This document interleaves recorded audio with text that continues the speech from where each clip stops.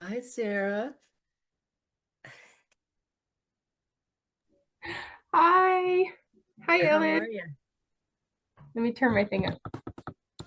How are So that you?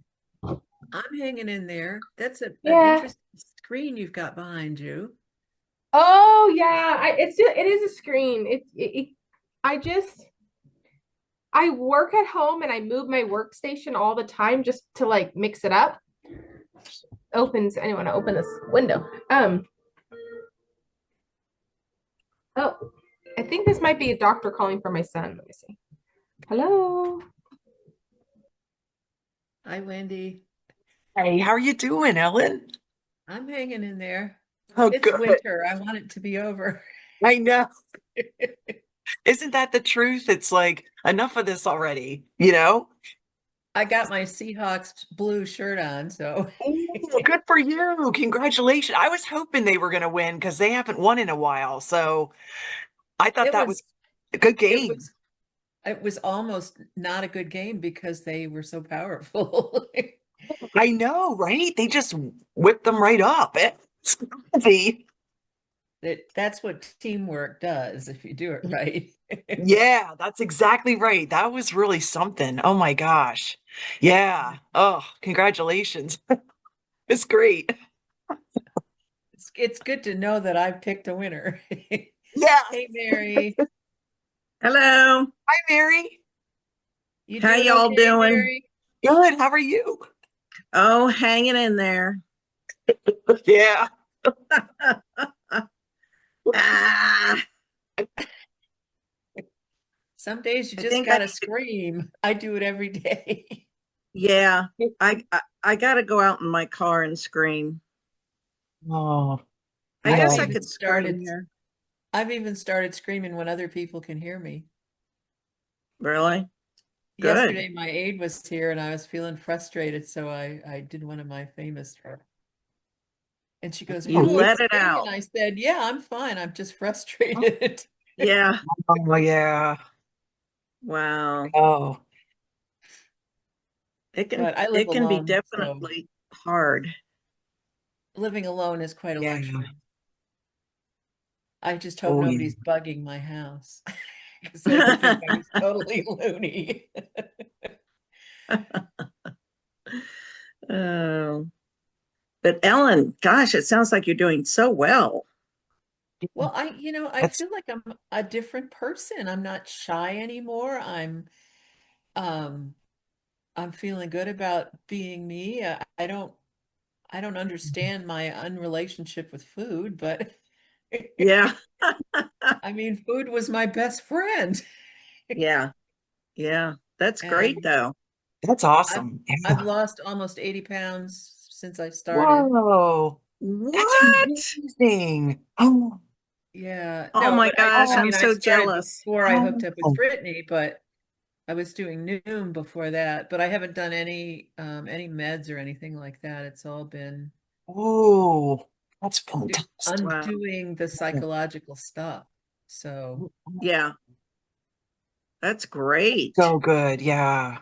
and also knowing that if I don't get my act together, I mean, my health issues are Yeah, such, I have to keep losing weight. So, yeah. Yeah. hi I hear you. Becky. Hi Neri. Hi. Morning.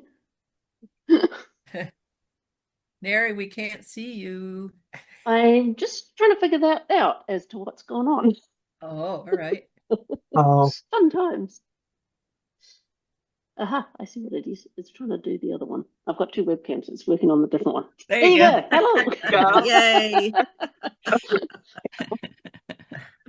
Oh, And you've got So, Seahawks blue on too.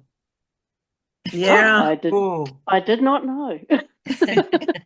As long as that's a good thing. I'm an Australian, so I don't know. Well, you've heard of the Super Bowl, yes? Yes, heard of the Super Bowl, just have no idea about the teams. But football in It was Australia mostly must be more like football in England, or how does it work? soccer. So football in Australia is very random and weird and kind of like volleyball in a football field with lots of kicking. They call it Australian football. And if you want to look it up online, it's AFL, and it will be the weirdest thing you have ever seen. Oh, check it out. Thank you. They also do union, which is like the New Zealand and the Australia and the English rugby, and they also do rugby league as well. So, which is an entirely different beast yet again. So there's all these different forms. Rugby is a tough sport, isn't it? Oh yeah. Wow. Oh, I yeah. watched my nephew play, coming out with bruises and cuts, and oh man, Oh yeah. Yeah. gotta be tough. If you don't walk away bleeding, it hasn't been a good game. Yeah. Oh shoot. And poor Oh, Lindsey wonderful. Vonn is out of the Olympics, I guess. I heard she broke her leg. But she's Ooh. okay. She didn't injure her head or Right, die or something. So right. Yeah, I yeah, Yeah. I heard know she that. tore her ACL on the one leg and then Yeah. broke the other leg. Ooh, Yeah. ouch. Ooh. Yep. Oh, it's evil. Yeah. Took her out by helicopter. Wow. Oh, Crazy. oh Very woman. scary, right? Yeah. Yeah. Yeah. Hmm. I'm so tired though of sitting in the chair watching the football and the Olympics, and it's nice to watch them, but geez. Oh yeah. They're amazing athletes, all of them. Oh, amazing. Can I ask you ladies a question? Like, how often are you tapping? Are you tapping more than once a day, 2 or 3 times a day? It depends for me of what I'm doing. If I get busy, I don't tap at all. I need to tap more, but I'll do it maybe 2, 3 times at one setting. Okay, I was just kind of curious. What about you other guys, ladies? I Well, try to at least once, and if I can do more, it's like on a miracle day. Yeah. I don't tap every day, but I definitely tap when I'm having an emotional situation. I think that's So what I'm finding myself doing. And I mean, I had a really good evening last night, but for some reason I was mad. yeah, So I was like tapping for like 20 minutes on my drive home. So I think it helped, but I was just kind of curious.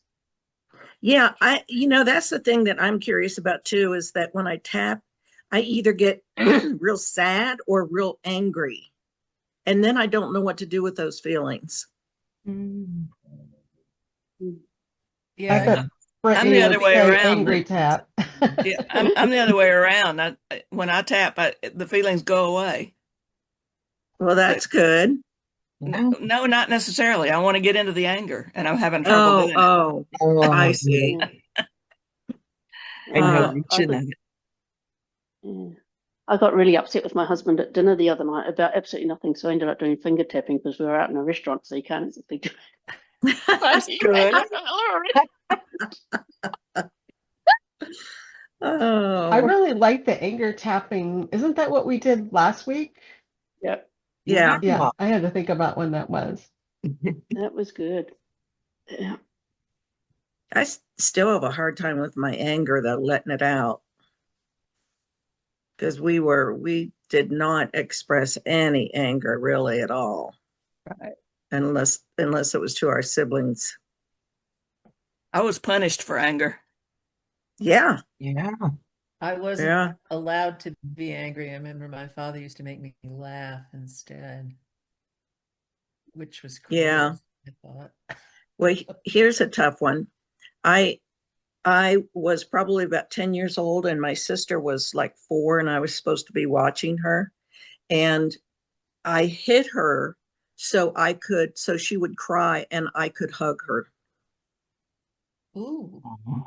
Is that sad or what? Oh, Well, that's typical sibling stuff, like my Yeah, but brother's my older brother, and I did it on purpose. I wasn't mad at her. I just wanted to hug somebody. yeah. yeah. Yeah, strange. No, You should bring that one up to very Brittany. I'm loving. curious what she might say. Mm. Okay, I Yeah. will. That's a good thought.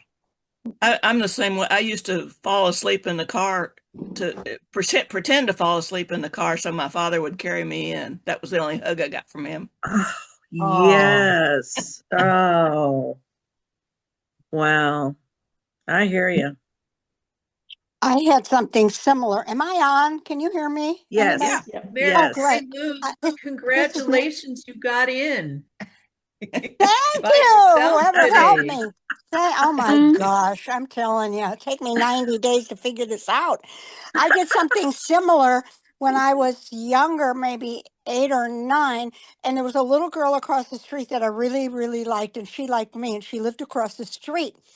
And I wanted her to want me to hug her to comfort me. So I kept telling her her mother was calling, and she didn't trust that. And then finally she did, and she said, "Oh, I have to go. My mother's calling." And then I hugged her and I said, "No, she's really not. You're okay here with me." But I intentionally made Yeah. her feel bad. Yeah. Yep. Yep. That's what Wow. that's what we did. Our Uh, culture, it's the culture we grew up in, Yeah. what we were taught. yeah. And I had there were 5 of us born in 5 years. Oh my God. And wow. I was number 4. So Oh, at that point you really don't get any attention. No. No, you don't. Yeah. You're- Hello. Guys, Hi. Hi, how is Brittany. everybody? I, Peachy. yeah, cagey. That's a great word. So, okay, I want to remind everybody that if that this you have just completed week 4 of your program. Okay, you have only gone through 4 full weeks of this program. So the fact that a lot of you guys are feeling like sabotage and frustration and overwhelm, that's on purpose. That's how you should feel at this stage of the program.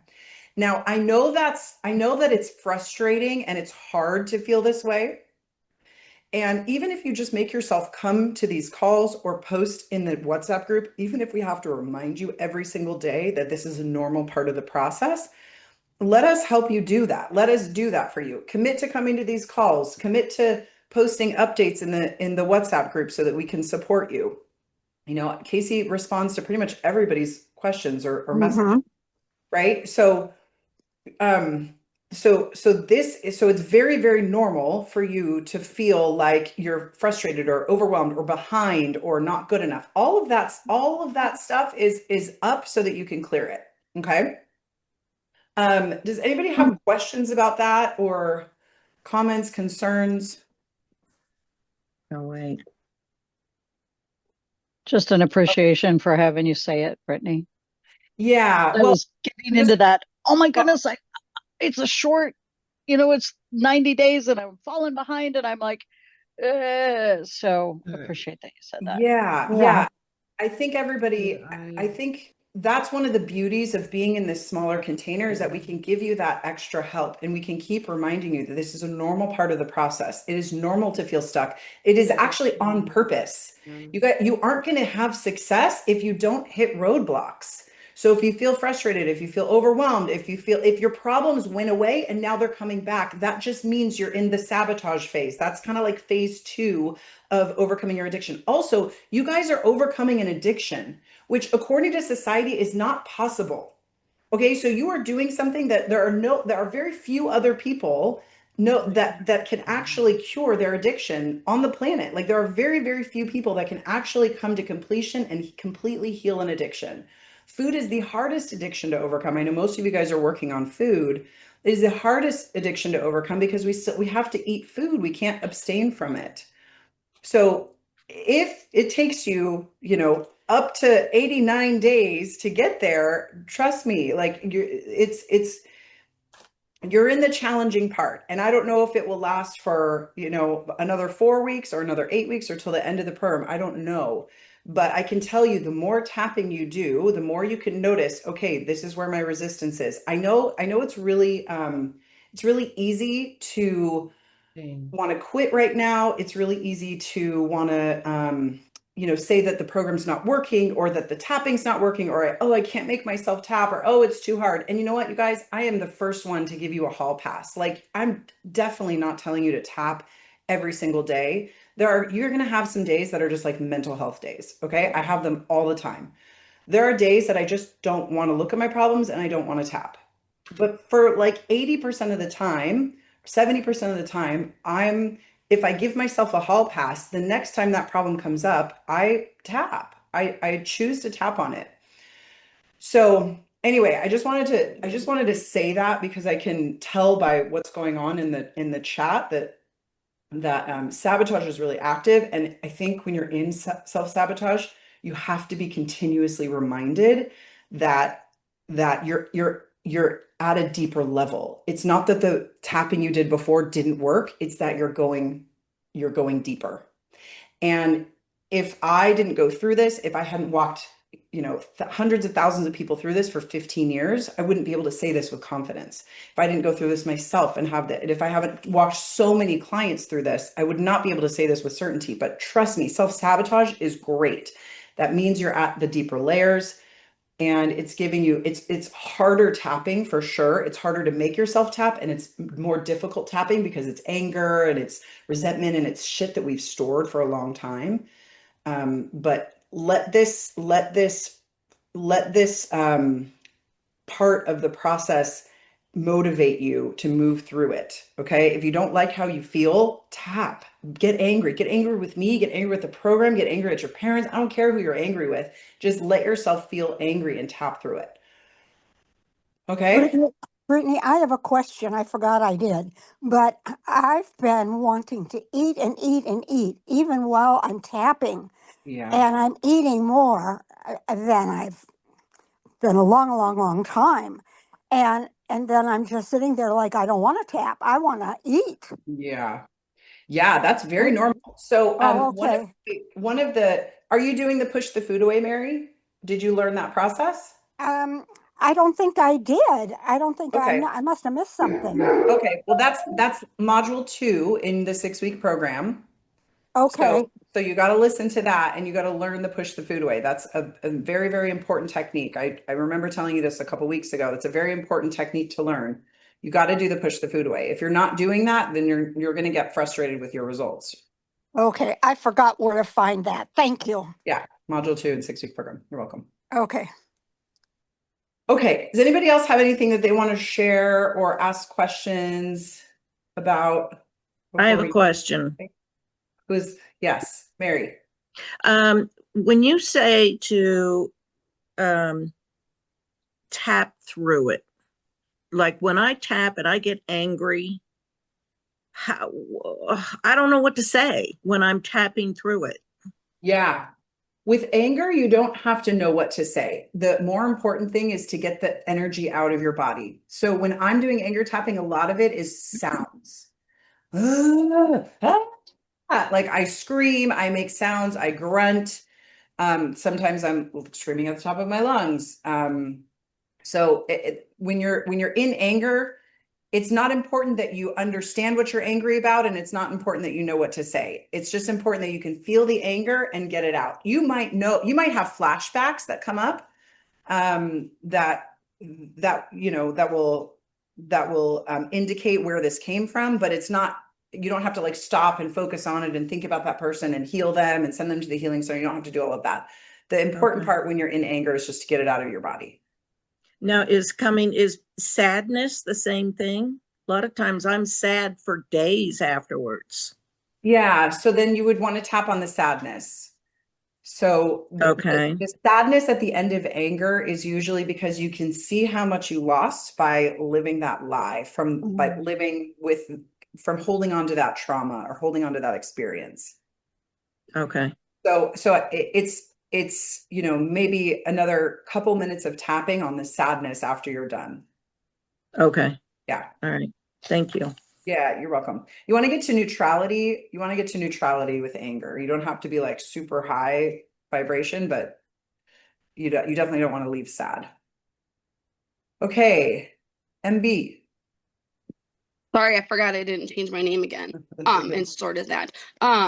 So throughout the day, when you have these memories popping into your head of like as a child, something bad happened to you, like at school, something happened to you, whatever it was, what do you do with those? Like, do you do nothing with that memory? Do you just let the food lead you, or is there still something that's coming to surface with those like memories that keep showing up? So like you're just going about your day. This has nothing to do with food. Correct. Yeah, like just driving for work and all of a sudden something pops into your head. Like in the 6th grade, this one person said one mean thing to me. Like, where is that coming from? Or like, why is it coming up when I haven't thought of it since probably 6th grade? Yeah. Tapping can do this thing where it kind of like when the way our brains work is that we kind of like put all the bad things that happen to us in a box and we store it in a dark closet that we forget about. And then when you start to tap, we are intentionally going into that. We are intentionally going to that dark closet. We're finding the box or we're opening the box. And when you do that, sometimes the brain can get really excited, like, oh my God, I'm so excited. I want to heal all this shit. And so it'll start to give you other things that are in the box. I would say, unless it's like crippling, unless it's giving you like a crippling response or an emotion connected with it, keep focusing on the food, because it could also be your saboteur that doesn't want you to keep focusing on the food, you know, and we don't actually know which one it is. So I just, without a doubt, always go back to your goal, focus on the goal, focus on your resistance to the goal, or, you know, push the food away or think about achieving your goal and tap through whatever comes up. Thank you. That is the fastest and the most direct way to reach your goal, is if you keep working with the disordered problem. What if, I have a question to go along with that. What if when we're tapping about our food or even our anger, and we realize like a core belief, like I'm just not good enough. So then will we be tapping on that core belief then? Yeah, you can't, if you're done with anger and you are in the sadness phase, and the sadness phase is like you could feel the sense of like I'm not good enough, and the sadness around living living with that lie, then you can definitely tap on that belief. I would say belief tapping is harder. The way that I've done it is I have tapped on how true the belief statement is. So we would go back to traditional tapping and just give it a number. How true is it on a scale from 1 to 10? And then the beliefs, especially that I'm not enough, that's like kind of a core imprint that most of us have. That actually goes away when you work on your family dynamic and the relationship with your family, because we learn that we're not good enough based on the traumas that happen with our parents that don't give us the time and attention and love that we want. So as you heal those echoes, you just naturally, innately learn to love yourself, because when we're babies, we are born with perfect self-love. And so what we're literally doing is we are tapping our traumas away so that we can go back to our origin, which is being born perfectly knowing that we are worth everything in the world, that we are the most valuable being in existence. Does that make sense? Yeah. Although, what if you know that you weren't loved because you weren't really wanted anyway? Yeah, so that would be rejection. Yeah. Yeah, so tapping on the rejection around not being wanted. Those are two separate things. Okay. Yeah. So all you do, Stephanie, just to like reiterate, because I know I went on a tangent, write down the, you know, the whatever the statement is. I was rejected by my parents, or they never wanted me. And then what the emotion is there, okay, that feelings of rejection, and then do some traditional EFT tapping on your emotions and the statements that are coming up around being rejected or not wanted. Rate how true the statement is. They never wanted me on a scale from 0 to 10, or the rejection, how strong the rejection is. Sorry, because that's what you're tapping on. And then once you get to the end of that, just keep going back to that number and go back to it after you're done tapping, and then come back to it. I would say like a week later, after the tapping is settled in, come back to it a week later and just notice what number it is again. And so there might be some residual rejection, or it might have turned into something else, but that's a really deep one that would be probably best served with traditional tapping. Okay. Yeah. But then don't forget to go back to your goal. What's your goal? What's the next action? You know, like Go back to the food. go Push it back away. to the food, go back to the relationship with your food. What is happening there? How are you sabotaging yourself? Push it away, whatever, you know, do whatever you need to do there, but bring yourself back to that, because it can be I understand the desire to be like, oh my God, I found this, like, not enoughness. Maybe this is the core of all my problems. It's not. It's not going to be, because there'll be another problem and another problem and another problem. You guys, I tried to find and excavate all of my problems for 25 years. And I will tell you that I feel great and I am great, but you will always come up with another problem. Like, there's no end to the problems. So at some point you want to just take yourself back to, okay, this is my original goal. This is what success looks like to me. So I'm going to clear the blocks that are in the way of this goal. Right. Okay. Okay. Okay. Hi, Linda. Go ahead and unmute yourself. Hi there, Brittany. That was really helpful. I'm laughing because that's my experience. It's like I handled that already. Yeah. So I'm AWOL, like I feel AWOL. And I was in Florida last week. We went to Florida with another couple, and I ate whatever was available. And I found I have been really good. So I don't know whether it's willpower, but from August to December, I really stopped sugar and I ate more vegetables. And it was amazing how I felt, how I looked. I really loved that. And I've been finding since Christmas, it's been harder to do that. And then on this vacation, I found myself in front of onion rings. And in the August to December, Linda, that was not possible. Like, I was the person who didn't drink and didn't eat sugar, and that was my identity. And suddenly I'm like ordering, like they weren't even forced on me. I was ordering onion rings. So I laugh, but it's not funny. Yeah. I mean, it's frustrating. I feel like, do I have to start again with food? I've been working on other, as you say, the other things that come up. And I worked with this therapist who helped me outline all the trauma I've had, which I didn't know was trauma. You know, it's like, holy shit, like that's a lot of trauma. That's just I just don't think that's helpful though. I really don't think that's helpful. Yeah, well, I wanted to talk to you about that. Like, so I'm going to put everything down and talk to me. Yeah. Okay. Well, I have some questions. So when you started this statement, you said, I've been really good. I haven't been eating sugar. And that's a giveaway, I think. It is a giveaway. Yeah. It's a giveaway that it wasn't coming from true desire to not drink and not sugar. It was coming from a place of restriction and of rules. And if I had to guess, I would guess that you're pretty good at following rules up until a certain point. That's right. Or you can follow them for a while, but then you don't like them anymore. And then you got to kind of do your own thing. Well, can I just say, Yeah. I made an agreement with my teenager. Like, I talked with my teenager and I said, you like being slim? She said, yes.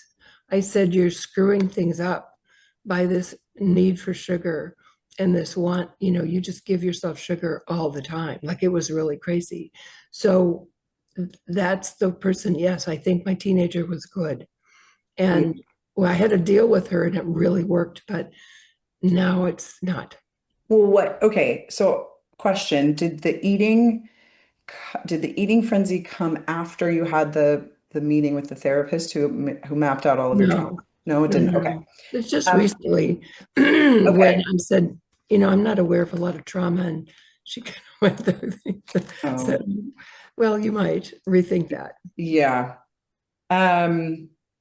Well, you have the unlimited one-on-one coaching too. So make sure you're getting with our coaches and you're doing as much one-on-one coaching as you can Okay. with them, because that's included in your package.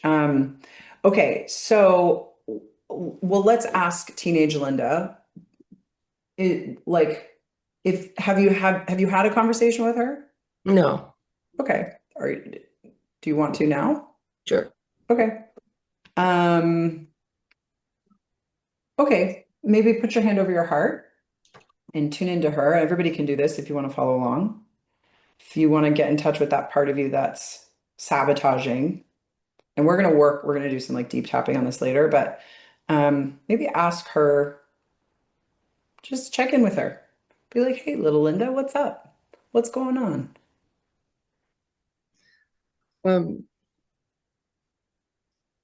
So I have a cold. It's hard to talk. It's hard to make my voice work. My sweetie has left her job and I'm scared. Okay, what are you scared about? Boy, I don't know. Are we going to have enough money through this? Do I have to change everything that I do now? Yeah, what's this mean for me? Yeah. I could see why that would bring up a lot of fear. That would be really, really scary. Ask her what she needs. What would be one small thing that you can do, you adult Linda can do to make her feel more safe? Pay attention to the money. Okay. And when you pay attention to the money, adult Linda, what happens? I don't. You don't. Okay. No. Okay. So, and that's why you're in this course too, right? Right. Yeah, that's what you're working through. Allegedly. Yeah. Okay. As I said, I feel AWOL. I don't kind of know where to go. Can you ask her what specifically she needs you to do? Do you need to look at the money every month, every week, every day? What would make her feel safe? I need to finish looking at all the Amazon purchases and sort them into categories so that my accountant and I can look at where the money goes. I don't know exactly where the money goes, so I don't know how to have a budget, figure out what we should be doing differently. So it just feels out of control. And so I need to do the Amazon. Yeah, sit down, and I'm not sitting down, but I need to sit down and take a look at the Amazon stuff from August on. Okay, great. So that's an actionable step that you can take that will make her feel. So if you do that, ask her if you do that, if you finish that project, will she feel safe then? Because the money stuff isn't sorted out if you do that, but will that help her start to feel safe? Yeah. Okay. So then I'm afraid, but I know she's afraid that then we're gonna dial it down. And she's really afraid about that. So she's afraid that you're not looking at it, and she's also afraid that you're going to take away the spending. Yeah. Okay. Yeah. Okay. Yeah.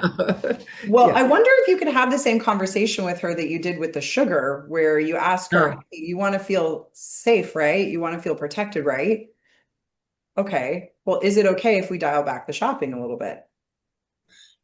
She's saying yes. Yeah. Okay. Yeah, Good. no, it worked. It was really great. Yeah. Okay. But it was having agreements with her was like, wow, it made giving up sugar. I didn't give up sugar. It just went away. Well, I mean, it's a testament to how much personal growth work you've done, because I feel like I find that people that can reframe it like that in their head have just like done a ton of work on themselves. And I know you have. And so, Yeah. I mean, kudos to you for being able to shift it that easily. And, it might just take, I think this goes on. I don't know if you were here. I don't think you were here last Monday, but this goes No, on. I was on vacation. I was in Florida with all those people. Well, this goes on your How to Linda list, Say that right? again. I can't remember who was going through this, but I think it was Wendy. When you discover things that work for you, I keep a list on the top of on my phone that's pinned to the top. That's the How to Brittany list. And it's all the things that make me feel happy, the things that give me joy, the things that make me feel good, the way to get myself out of a funk. So as you discover things about yourself, write them down, because when you're in a moment of distress, your logical brain goes offline and you won't remember how to do the thing. But you Right. can go to your phone and open a document and read the document. Yeah. Where do you put that? I pin it in the notes section to the top of my phone. So if you open notes, if you open a note, you can push the pin button, and then it'll stay at the top of your notes section. So whenever you open your notes, you'll Yeah. go there. No, that's really what I need to work on. That's because I have this wonderful little spirit. Yeah. Wonderful. Yeah, and and now your action step too. So when you have to sit down with the Amazon, if you're going to tap on anything, tap on your resistance to doing that, right? That's what I keep saying over and over again. It's like, what's the needle mover thing? What's the action step that you need to take that's going to get you to your goal? Sounds like that's a really important one. And then the one after that might be finding things that are more happy to do. Like, I'm not living a life that's that happy at the moment, and I need to work on that. Yeah. And sometimes, Linda, when I have to do really scary financial things, because I really relate to this, I get one of my best friends who's really good at numbers. She sits down with me. Sometimes she has to do it, or she has to just sit with me and we have to talk it out. Sometimes just being with somebody while you do it can be really powerful. I really need that. That's a good idea. I've been searching in my head for that. I'll find that person. Yeah. Get support with that. Yeah, Okay. you're welcome. All right. Thanks, Linda.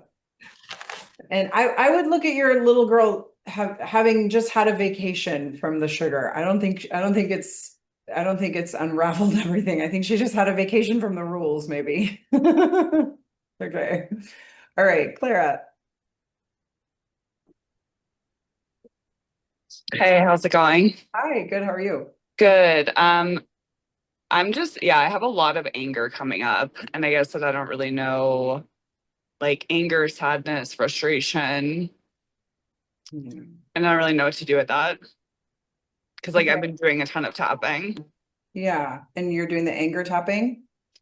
I could do more of it. I think what's a little challenging right now is like finding a place where I can just like go for it, without like attracting a lot of concern.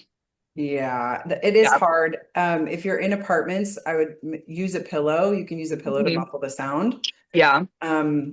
That's probably the best way. I mean, I lived in apartments my whole career. So, yeah. And also I just kind of got over it. Like sometimes people would come and knock on my door and I'd be like, oh, sorry, I'm a therapist and I'm just teaching class, Yeah. I would just use that as the excuse. But if you're in anger right now and you're not doing the anger tapping, that's the only thing that's going to help you break through it. Okay. Yeah. I just and that's a normal part of the process. You're in the right phase. It might not feel like that, but you're in the right phase. Okay. I don't really know.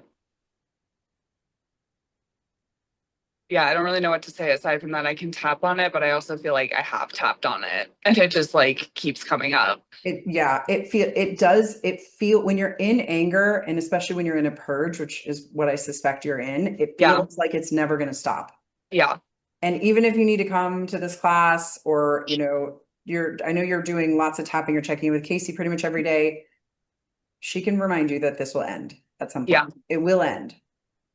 Yeah. I mean, I guess like the thing that seems to keep coming to the forefront for me is like family relationships. And I feel like there's definitely like, I can do the anger tapping, but there's also just a part of me that's resisting the anger tapping because I'm like, I don't want to deal with this dynamic again. That's how it feels. Yeah, it's when I can always tell when somebody's not doing anger work because the same issues come to the surface and they keep Yeah. repeating. So Yeah. the way to put a nail in the coffin to an issue truly is to lean into the anger and to do anger on that relationship. It might not clear in one anger tapping session. So Okay. this is going to take patience, dedication, commitment. I mean, you're doing that. You're here, you invested, like Mhm. you're doing this. Mhm. Just be really easy to yourself. Like, don't like, I mean, I know you just moved, but I would say like, don't make any like rash decisions or big decisions right now. Just like give yourself permission to be in this right now. Okay. So I should tap whenever it comes up. I guess that's just still what I'm trying to navigate as well as like the pacing. I would say if you're feeling angry and you're in anger, then do anger work. Okay. You're not going to be able to do anger work for more than 45 minutes or an Okay. hour. Like that's honestly, it really, if you're really in your anger, you can't really do it for more than 20 minutes. And then you can't do any more tapping for the rest of the day. Yeah. I guess just like an aside question for you with these relationships that were super activating and you did anger work on them, like what was the result of that? Like, were you in relationship with those people anymore, or were you just like, no, I've healed on my own and I'm going my own way? Oh no. Like with my parents? Yeah. Or yeah, or anybody else that kind of has a significant hold on you in that way. Yeah. That's a good question. My relationship with them completely changed. I would say it didn't happen overnight. Mhm. But over a period of time, they also started changing. Mm. So I didn't have to change. I mean, nothing, I didn't have to really say anything to them for them to change. And I was also okay if they didn't change. You know, I was in a place for a long time where I couldn't speak to my mom because every time she was around, she would trigger me. And that was Mhm. years and years I couldn't speak to Mhm. her. But I also wasn't like I would dedicate, okay, I'm going to do tapping on my mom. I'm going to do 12 sessions on tapping on my mom. I would probably get to 8 and I'd be like, okay, I can't do this anymore. I'm so tired, or something else would come up that would seem more important. But then, when I go back to it, there's those 8 sessions stuck and I just have a couple more. Right. Mm. And Mhm. then once yeah, I don't know. One of the things I'm proudest of is that I healed my relationship with my mom. And honestly, she still kind of does the things that she used to do. It just doesn't trigger me. I have no reaction to it. So either they change or you stop responding to it. Yeah. Oh my God. Okay. I'm sorry. I have something in my eye. No, it's okay. Yeah, I mean that it's like it feels I guess that what feels frustrating is that I even, yeah, it's a trigger, right? It's like it's just very difficult to have a conversation without the triggers coming up. Totally. And use that as material. Like that's what I always say, the holidays are the best time to heal your relationship with your family because you're like confronted with them. So let Mhm. yourself go there. Let yourself Yeah, go there and feel the frustration. And you're not going to be able to stay in it all the time, right? yeah, So maybe there's going to be a week that you can like engage, and then there's going to be a couple weeks that you can't. yeah, yeah. And then I think that just, I mean, I'll learn and continue to do it on my own. I think that's something that's like frustrating in these relationships in particular, like particularly with my mom, is like my reaction growing up was I was very comfortable being angry. Do you know what I mean? Like I feel like that was my little kid's way of like defending myself. And I was like, this is really messed up, So I'm going to like express that in this way. So I feel maybe that there's almost like I don't know, like a resistance to my anger or sort of feeling that I should like be past it. Yeah, I could see that. I could see Mhm. that. You could tap on like, I don't want to let this go. I don't want to Yeah. do anger. I'm resistant to anger. I don't. There's also there's a belief that if I heal this, then I let them off the hook. Yes. Yeah, so you might be in that a little bit right now. Okay. So, um, yeah, I think that's in the self-sabotage module. There's some Okay. language around that. Okay. Um, Yeah, that actually really resonates. It's okay. this feeling of like, if I walk away, if I just do my own healing work, like they don't get what they deserve. That's sort of Exactly. what I feel. Yeah. Yeah. Yeah. So tapping on that would be really helpful. Like Yeah. I refuse to look at this. I refuse to let go of my pain because Yeah. I want them to see how much I've suffered, Yeah. how much they hurt me. Yeah, that's all in module in the self-sabotage module. Okay. Go through that. Awesome. Thank Okay. you so much. You're welcome. Yeah, it's a tough spot. That can feel like you're in it forever. My heart goes out to you. Okay, Becky. Unmute yourself, Becky, so I can hear you. Okay. You may have just answered my question, Did but I? when I when I when I am angry and I tap, the anger goes away. So anger work does not include tapping. Is that what Oh, you're saying? oh no, it does. Yeah. So you start with getting the anger out of your body in whatever way you want to do that. Hitting pillows, screaming. Sometimes mine is sounds, primal sounds, whatever. And then when you're tired of that, because your arms will get tired or your voice will get tired, then you tap. And you just keep repeating that over and over again until you're exhausted or you cry. Okay. When I start tapping, the anger just goes away and I can't get back into it. Interesting. I wonder if there's like a fear of getting angry. I don't think you Oh were. yeah. Yeah. I was punished for getting angry. Oh, okay, that makes sense. So then you're going to want to tap on, if you go to the document from the last week, or I think it's if you just scroll up from the bottom, Uh-huh. there's a whole bunch of different scripts about what this means if I get angry. Or the Yeah. fear or the fear or the beliefs around getting angry. So I think Hmm. you need to do some of that. I think that'll really help you. Okay. Yeah. All Okay. right. I'm glad you said Thank you. that part. That makes more sense. Thanks. You're welcome. All right, Miriam, Hi. how are you? Um, I'm good, thank you. I need your advice on something. I feel like I am keeping myself stuck in my perch with just one memory. Um, but I'm trying to not go into much detail, but my perch was pretty much about my inner healer awakening. And Oh, I feel like I went through so much deep stuff, and I really cleared it. I healed it. And then at the end, that I feel like the last obstacle is that the universe is now saying you cannot just pick if you want to choose that path. There's some responsibility with it. And for me, that's I have a feeling that my father-in-law is going to pass in late March. And this is also that reminds me of something that was actually my first panic attack was when I had the feeling that my grandfather was dying, and the next day he was actually dead. oh, wow. Um, so I've been going back and forth on this for 2 weeks now, and I feel Okay. like I keep myself kind of stuck. I Um, saw your post in the WhatsApp group and I was yeah, hoping you would be here today. I have an idea for you. yeah. And I don't know if this is I don't maybe you've already tapped through this, I don't know. But it's something around I want to have a baby, they want me to have a baby. I want to have a Yeah. baby, they want me to have a baby. Did you already do that? I did that, but the thing is, it's really, I mean, I got so freaking mad at my boss because I'm mad at society because I've heard so many, or I've been discriminated so much, because I'm a woman in that age where you could potentially have kids. It's not my parents who want me to have a baby. It's my desire. I Okay. have like again, I've been discriminated a lot in the job market. People saying, "Ooh, I cannot hire you because you might want to have a baby, or you should align with your colleagues when you're gonna have the baby and stuff like that." But I think I did some anger work on that. Um,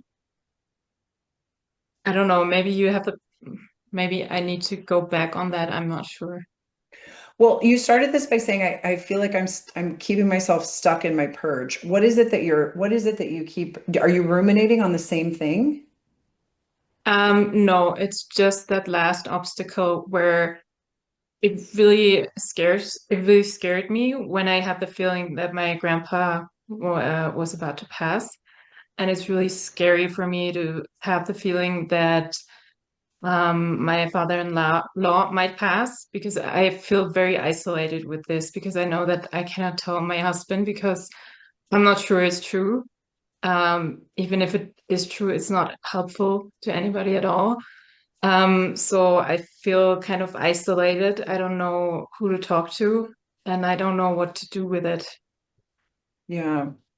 Yeah, I mean, that's very big information.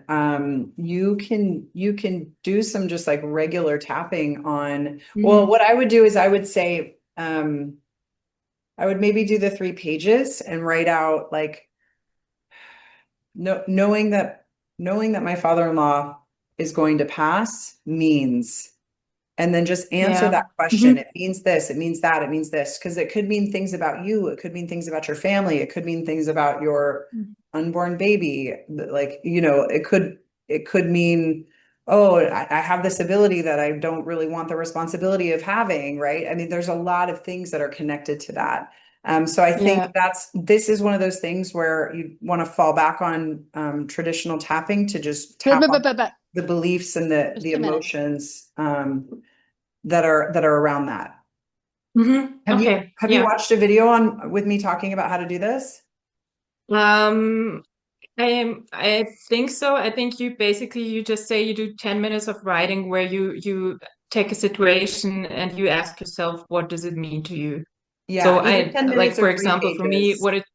yeah, okay, yeah, yeah. I haven't done that on that subject yet. Yeah, That's a I good way think to get out of that'll it. If you're help. stuck and you're spinning your Yeah, wheels on something, that's a good yeah, way to get out of that.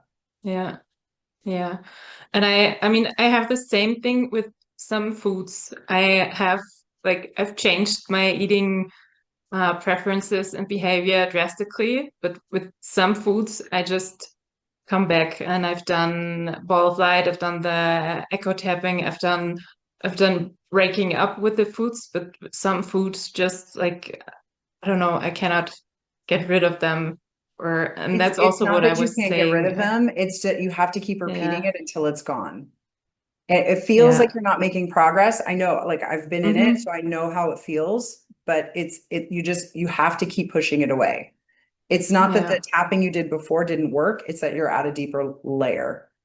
So it yeah, feels okay. like it's not working, but you just got to do it. And if you want to give yourself permission to just not do it for a couple weeks, that's fine too. Mm-hmm. Sometimes you Yeah, don't have the yeah. bandwidth to push it away. Okay. How often do you feel like somebody has to push one and same food away until it really It sticks? it's usually about 90 days of doing it consistently. So what I say is Okay. if you're eating every night, if you're eating every night when you know you're not really hungry, if you apply the techniques 50% of the time, so 50% of the time you can't do it, you don't Mhm. want to do it, and then 50% you do, it takes about 90 days. Yeah. Okay. Yeah. Okay. I was just wondering because with some foods it went away so quickly. And then with others I just keep popping back, and that's sometimes it feels like self-sabotage to me, because then I feel like I don't even want it anymore. I eat it anyway, and this is Yeah. also whatever. Yeah, that's how Okay. you know you're in phase two is when you've made progress, but then Mm-hmm. maybe you had like a break and with like food didn't bother you for a while and you're like, oh my God, this is so good. And you kind of celebrated. And Yeah. then it Yeah. feels like they're coming back, but that's actually self-sabotage that's coming up to be healed. Okay. Okay. Thank you so much. You're welcome. Makes perfect sense. Okay, And I I'll know try it's the hard. It's a three hard phase pages. to be in. Yeah. It's a hard phase to be Yeah. in. But you're not alone. Thank you. Everybody Yeah. here is going through that. I know. I can feel like the whole group is at the self-sabotage stage, and that's really helpful. I feel we are really in the same boat. Yeah. Thank you so much, You're everyone. welcome. This is tough. I'm also experiencing this too with my own stuff. I have a lot of resistance. Okay, Erin. That was so helpful. It said the host would like you to unmute, and I was just able to click on it. There's been all this talk about self-sabotage. So I have a couple different, so I feel like my self-sabotage is inactivity, which is really frustrating because I I feel like everyone else's self-sabotage is like trying to do things and they're not working. Oh yeah, that's how mine shows up too. I don't want to do anything. I feel tired. I'm like, I want to do anything except for my thing. It's like so there's, okay, the food thing, there's this food that I kept not pushing away. And finally I was like, tonight's the night. We're going to push it away. And then I sat down with it and I was like, I don't want this. And I think don't have a desire for the food because I don't want to have to tap on it. Is that, I think I'm like so resistant to, like, I don't think I've done some scripts here and there maybe in the last week or two, but I don't think done any push away stuff in the last week. How much anger have you done? I did like 10 minutes before we got on this call because I feel like this call ends up being like the boiling point, you know? And so I sort of flipped out before getting on here. I sort of wrote really angry for a little while. You can't even read it. It looks like a doctor wrote it. And then I did some like pounding the pillow thing. I've definitely felt myself be more angry this week. I think also one of the things, the main thing I kind of wanted to ask you about was I had this ADHD assessment, got the results back, and he's like, you definitely have this. And I can tell that I'm not making eye contact with you because I'm going to make eye contact with you. Because I'm like, I don't know what Britt thinks of this. I don't know if you're like in the Gabor Mate camp, which is like ADHD isn't a thing. And I'm still not making eye contact. Okay. I feel like on the one hand, it's validating because it explains so much about my life, really. My like ability to self-activate is so low. And I feel like I'm really running into that, especially with this program. So I've had a lot of sadness and anger, just sort of thinking back about this little girl who, you know, the guy said, he's like, you're very intelligent. The problem is it took you so much more energy to do the stuff versus other people. And so it's just like, feels like 30 years of like all these hopes and dreams that just couldn't happen because I wasn't able to sit down and do the work. Like reading a textbook is like nearly impossible. And listening to a lecture is really difficult, which is like what you need to be able to do I wanted to go to med school. So anyway, so I felt a lot of anger and sadness around that. And now I feel like I'm trying to figure out what's the balance between accepting that this is how I am, kind of like you were saying, like you bear and hibernate, and between like at the same time not trying to enable myself to not do stuff. And that's the only reason that I will not take those tests, because I think we all have ADHD now because because of social media, our attention span, everybody's attention span is way less than it used to be. I can see it in marketing. We used to, like a 90-minute webinar, people used to be able to sit through that, no problem. Now it's hard. We used to have 3-minute long social media videos, and now we're down to 30 seconds to a minute, right? It's just like, I've just seen these patterns change over time. So I think, yeah, I think, you know, there could be some feelings around, I would just tap on my feelings about it. I would, you know, if you feel validated, if you feel angry, move through those emotions, right? Do the anger tapping or do the regular tapping on, you know, this all makes sense. And also learn yourself, right? So what part is hard for you? Is it the finishing? Is it the starting? Is it like what part feels hard? Yeah. If it's something I want to do, the finishing is hard.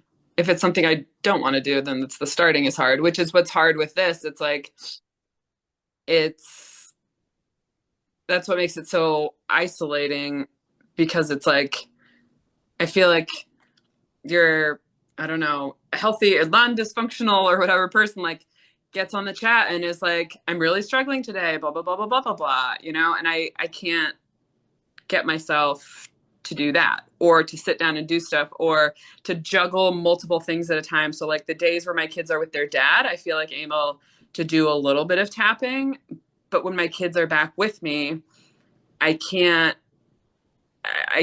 like juggle both of those things at the same time. Like it's too overwhelming to kind of be mom, I guess, and do that. Like even if it's in the evening. So is the problem that you're not making yourself tap? Is that the problem? Yeah.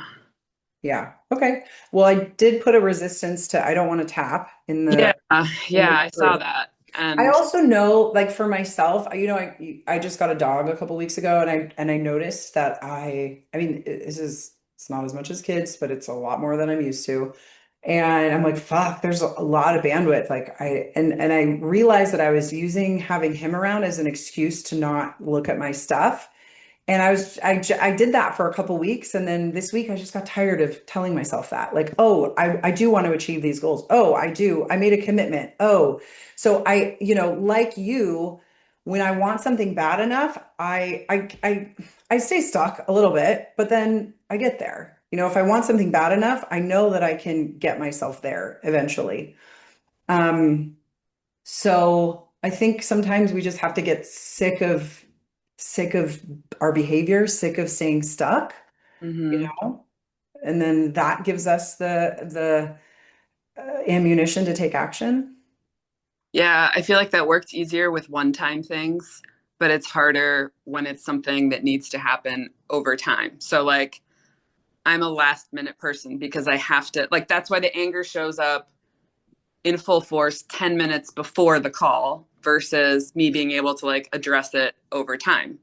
That's why Well, maybe that's your process. Maybe that's your designated tapping time is when you know you're going to get on one of these calls. That's 6 times a month. I mean, I don't think that's enough to do it, but that's 6 times that you could do some really intense tapping with yourself. Yeah, that's true. Okay. Right? Like you just have to learn your systems. I'm not good at finishing things, so I hire people who are really good at finishing things because I know I'll get the project to a certain point and then I can feel it. I just let go of one of my finishers and I'm like, I'm trying to finish this thing. I can feel it. I'm having a meltdown trying to finish this thing. It's just not my skill set.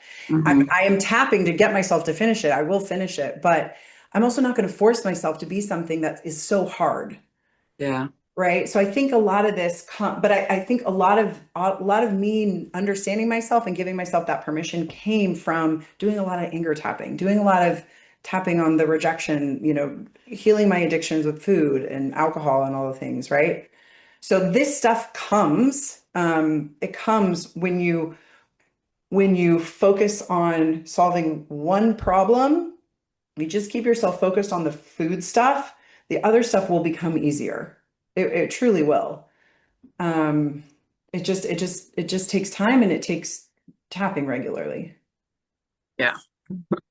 Yeah. Maybe I need to tap on the belief of I'm not reliable because I feel like that's there as well. Yeah, I think you would benefit from doing a 3 pages. Like maybe what I would do is I would list out all the beliefs that you have about like this is who I am. I am somebody with ADHD. I cannot finish anything. I get stuck. No wonder I didn't go to med school. Like, you know, the like the chaos that's going on around this. Just say it, write it out, and then tap on all of those statements to get that out of your head because you're just kind of spinning and you're distracting yourself from the important thing. Yeah. Okay. This is a sabotage mechanism also. Right. Okay. So Your brain's like, okay, we came here for weight loss, but let's do this thing. Let's figure out what all of our other problems too. And then you're not working on the food. Right. Yeah. Yeah. Okay. I think maybe I work well in a team. Maybe I need to view this container, this group of people. No, but then I feel like I was going to say I need to view this group of people as my team. And if I don't show up for my team, then I'm letting my team down. But then I'm just putting a different sort of pressure, something on myself to get something done. Right. I think that's okay. If it works for you, I would say it's okay. Okay. Also, you have the tapping circle. You can go to the tapping circle calls. We have a group call pretty much every day. Yeah. Okay. So if you need more accountability to tap, just show up to one of those calls and go to the calls. Okay. Yeah, and tap on whatever's there. I mean, they're working on food stuff, but that was your intention. So Yeah. Okay. Thank you. you're welcome.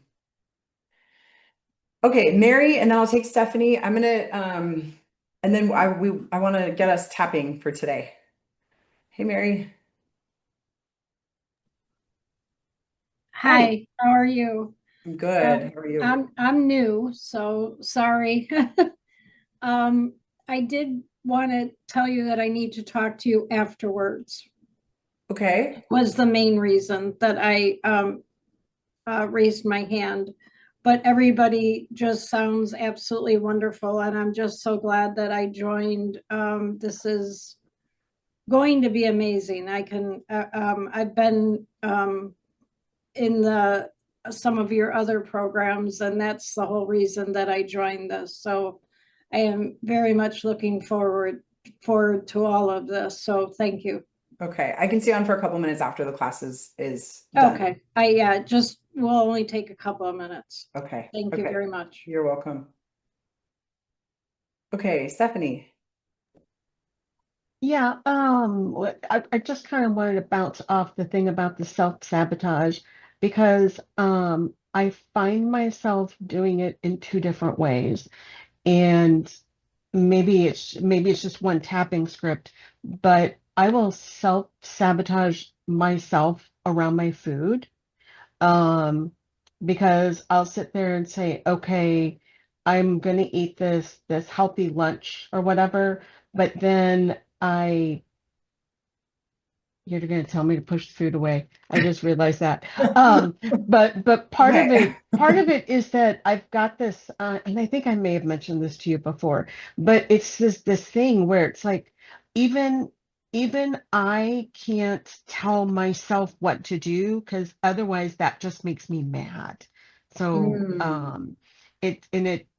it drives me insane because the same thing happens when the lady was talking about the ADHD, which is that I also can't initiate, and it's getting worse the older that I get because I need to get something done. Yeah. Like something really stupid, like my Christmas tree is still up. It's like I need to get that done, but I always find other things that I think are more important, but they're not more important. They're less important. But Yeah. I'll do that instead of doing the thing that I need to be doing. Well, I wonder if you would benefit from the technique that Linda shared, which is to tune into that part of you that's resisting the tapping, that doesn't want to push the food away, that doesn't want to take the Christmas tree down, and have a conversation with her and see what's wrong. What does she need? Why doesn't she want to take the Christmas tree down? I had to do this when I first started to do the push the food away when I didn't know if this would stick or if it would work, but I realized that I had to keep doing it over and over again. Because it worked, I had fear around doing it because I wanted to keep my problems, right? Everybody, I think, has had that experience. So what I would do is I was living in Mexico at the time and I would walk into the store. We have this store, it's called the Oxxo. It's kind of like a 7-Eleven. I walked into the Oxxo and it's like all the candy and all the crap and all the chips and the drinks and all this stuff. And so I walk in and I would buy the thing and I know I should push the food away. I know I should push the food. I don't want to push the food away. I don't want to push the food away. And then I came up with this way where I would make agreements with myself. I would say, okay, listen, let's just try it once. Let's just try it once. Let's just push it away once. And if it doesn't work, you can still have the food. We've done the tapping and then you can still eat. And for some reason that worked for me. And I gave myself permission. So I had my food though. I left with the food and I knew that I was going to eat it after I did the tapping. And then when I did the first round of tapping, it lessened my desire so much that I was able to do another round and another round, and then I didn't want the food anymore. So I'm curious if something like that would work. Maybe it's not that exactly, but it's making agreements with yourself. Like, hey, okay, if we just do this one thing, maybe let's just take the lights off. Let's just take the lights off today. We don't have to take it down, but let's just take the lights off. Would that be okay? Can we just do the lights? And then see if she says yes to that. And then, okay, maybe we just do this one, maybe we just do 2 minutes of tapping. Just 2 minutes. You don't have to do the whole thing. Because the other thing that can happen too, and I'm guilty of this as well, is we hold ourselves to really high standards, and so we try to do too much at once. And so there's a part of us that's like, oh, I don't want to do that. It's a lot. It's heavy. You know, anger work is tough, right? Push the food away is tough. So there's a part of us that knows this is going to be hard, and I don't want to do it. And so if you make little agreements like, okay, let's just do 2 minutes. Let's just start with 2 minutes. And then after 2 minutes, you can decide truly, then you've met that goal. You can decide if you want to keep tapping or if you're done. And if you're done, then that's the agreement. You're done. It kind of makes sense what you're talking about. And I think the attitude is, I don't want to. And you Yeah. can't, and you know, and that goes back to my thing about, I don't want to do that, and you can't make me. And it drives me insane because like I have things that need to get done and Yeah. they just don't. Sometimes you can do the tapping, I don't want to, you can't make me, and you can do the tapping on that. And sometimes I can't even get myself to do the tapping on that. And then I just have to talk to myself. So you've I probably didn't think heard me about talk that. about tapping on, I don't want to, you can't make me, I don't want to, you can't make me. I think that's great tapping to do. That's in alignment with self-sabotage for sure. Um, and then, yeah, so that usually is really helpful. Often too, if we're resisting something, it's because we're giving ourselves too big of a task. It's too big. It's too much. We have our expectations are too high. So I remember when I first started working out again, going to the gym, I told myself I was going to go to the gym 5 days a week. And I wasn't doing it. It was horrible and I hated it and I was resisting. I wasn't even getting there 1 day a week. And then I took all of those expectations off and I told myself, okay, I'm just going to go 2 days in the week. Once I hit my 2 days, I'm good. I've hit my goal. I have achieved it. I'm done. And that gave me so much confidence hitting my goal, just going twice a week, that I ended up adding a third day on that sometimes I hit and sometimes I didn't. But that got me into really good shape. Just going the 2 or 3 days a week sometimes. So because I was consistent about it, it would have happened faster if I was going 5 days a week, but I was resisting it. So sometimes it's also tactical too. You have to look at what you're expecting of yourself. Which is to get it all done. Yeah, exactly. Right. Like your inner little child might just be like, girl, I need a vacation. I'm tired of all that. I'm tired of this to-do list. Oh, part of my to-do list is getting ready for vacation. So that's funny. Oh, yeah. Have you guys ever had, have you ever done a to-do list instead of a to-do list? I love this reframe. So I learned it from a friend of mine. Basically, instead of a to-do list, I make it a to-do list. And I write down all the things that need to get done in the day, but I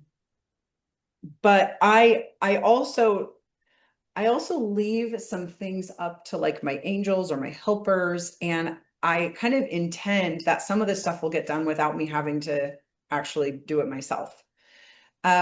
It's just a cool, instead of to do, I like the reframe on to-do.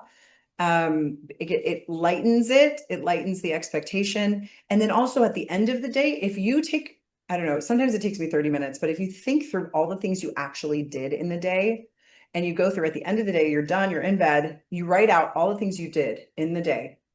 The sense of accomplishment and the sense of achievement that comes from that is a self-confidence booster. When I do this regularly, I feel really good about myself. I think as women, we're used to doing so much and not really getting credit.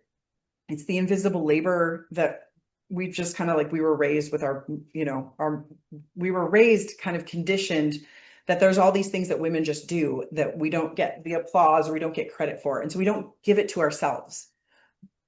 And I'm not doing it regularly now, but I know when I've gone through this exercise and I've done this for weeks or months at a time, my self-esteem is like here. So I don't know, that might be something that would be valuable. Just try it for like a day or a couple days. It took me about a week for me to feel the difference. So maybe commit to doing that for a week and just notice how you feel. I could definitely try that.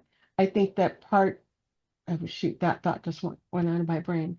Um, so I think that part of it is that when I get to that overwhelmed stage, like because I'm can't get initiated because I don't really want to do it at that moment, is that then I just get so overwhelmed that I just sit and Yeah, do nothing, I do too. And that is, which yeah, makes me in insane. NLP, they call it, what do they call it? Chunking. They call that the problem. You got to chunk the task down into smaller bite size. So if you have to pack for a vacation, the only thing you have to do is put your bathing suits in the suitcase. You don't have to actually pack for the whole vacation, but today you're just going to put your bathing suits in. Right? So when you chunk it into smaller tasks, the task becomes manageable.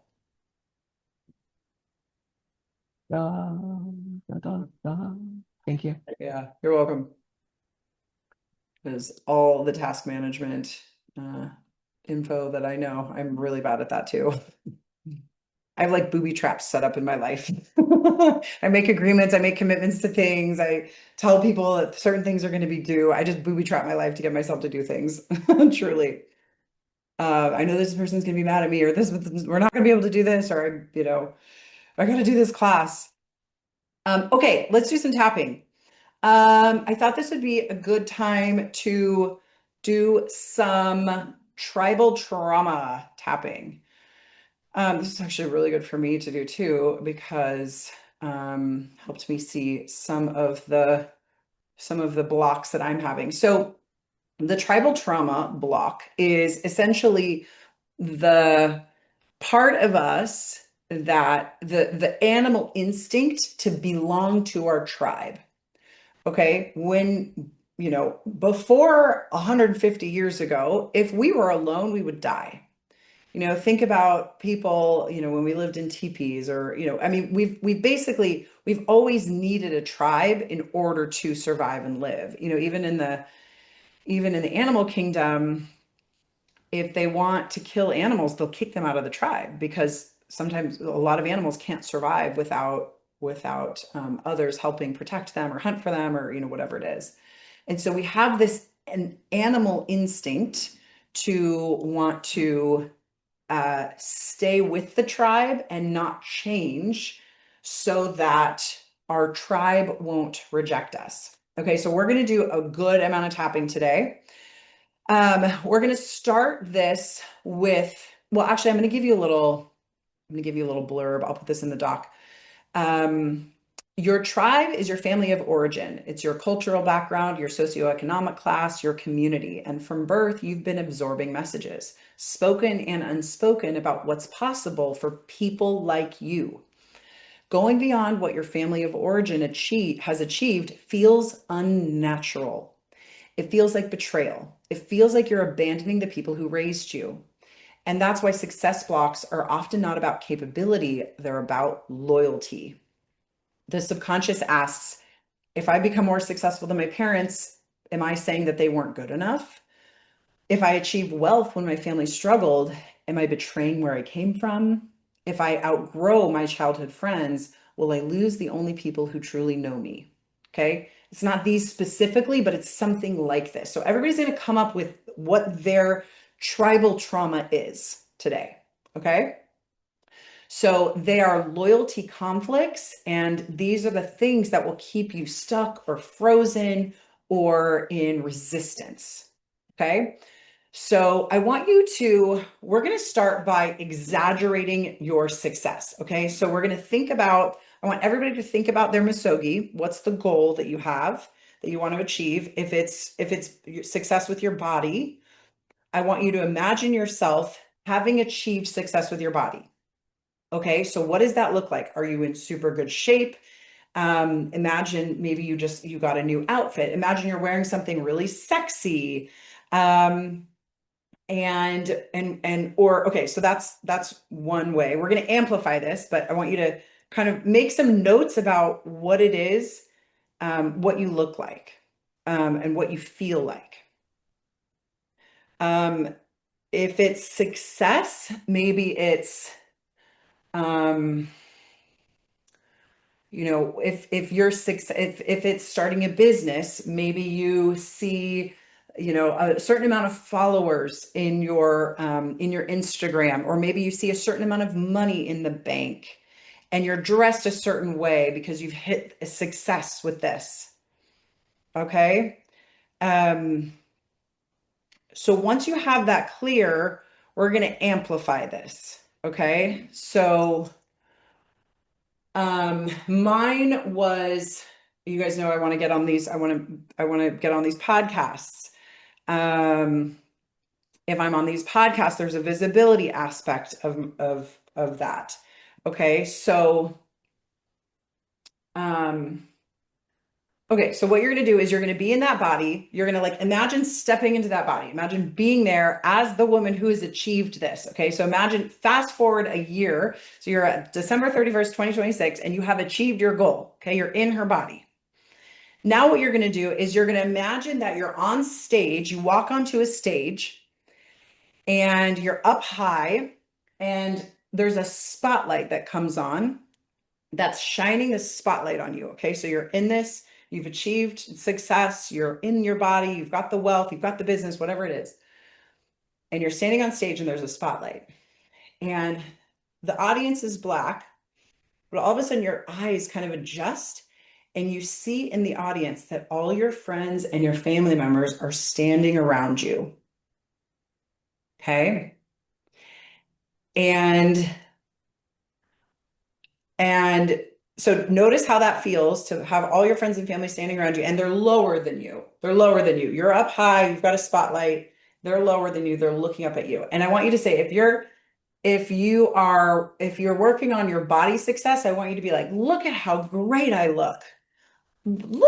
I look so good. Look at how much weight I've lost. I look so good. So you want to exaggerate. So for me, what I had to say was, look at all these stages that I'm on. Look at how successful I am. It feels really icky to say this, okay? It should feel icky. That's the point. If it's success, maybe you want to say, look at how much money I have. Okay, so you want to come up with the ickiest statements that are going to bring up the most amount of feelings. Okay. So as you say these statements, I want you to look around at your friends and your family members. Who's upset? Maybe type in the chat and tell me who's upset, and tell me what the reaction is. Are they jealous? Are they insecure? So like my mom was jealous. My dad wanted to borrow money from me. My mom was, she wanted me to take care of her. My sisters were jealous and my dad wanted to borrow money from me. Okay. So those were the reactions of my people. Wendy said my sister's jealous. Okay, great. Sister is jealous. Okay, great. Cousins are jealous. Great. Youngest sister's jealous. Yep. You guys, we live in a society where we're conditioned. Like, think about Cinderella, right? The jealous stepsisters, right? We're kind of conditioned with like women get jealous. Women are, women respond to other women in this way. My son is proud. My sister is proud, but secretly jealous. Okay, great. Husband is jealous. Yes. One woman said, my husband will want to have more sex with me. Or I will want to have more sex, but not with my husband. BFF is jealous. Another one can be, I won't relate to people anymore. If I don't have this problem, then what are we going to talk about? What are we going to do together? How are we going to bond? Ex-friend is upset. Lisa says, who do you think you are? You think you're better than me? Yes. Great. Okay. So what you're going to do now is, the mean girls still think I'm ugly. Okay, what we're going to do is we're going to isolate each one of these relationships. And you guys are going to start tapping, and you're going to tap. And what I want you to do is I want you to move through the energy. I want you to use anger tapping as a way to move through their reaction to you. Okay. So if you think about Linda, I'm gonna keep everybody muted so that you can make sounds and nobody can hear you. So yeah, everybody's muted. Oh, I'm gonna mute you, TK. Yeah. So what you're gonna do is you're gonna take each person, okay, write down all the people that you're working with, okay? And you're gonna take each person and you're gonna do some anger tapping, hit pillows, and you don't have to get it to completion, but you're gonna look at that person, feel their response. So what are they jealous? Do they want you to take care of them now? I told you my dad wanted to borrow money from me. Feel the reaction in you when you think about that person's response. And I want you to start by like, kind of get it out and then do some tapping. And then do a round of tapping. Okay? And we're gonna work with each person like this. I think we have time for like 4 people. Okay. I'm gonna set a timer. And we're gonna give each person, it doesn't need a lot of time. We're gonna give each person 3 minutes. Okay. All right. So take the first person, say the statement again. Look at how successful I am. Look at these podcasts I'm on. Look at how much money I have. Look at how hot I am. Say that with like real confidence and notice that person's reaction and then tap through the points. Shake it out of your body, hit some pillows.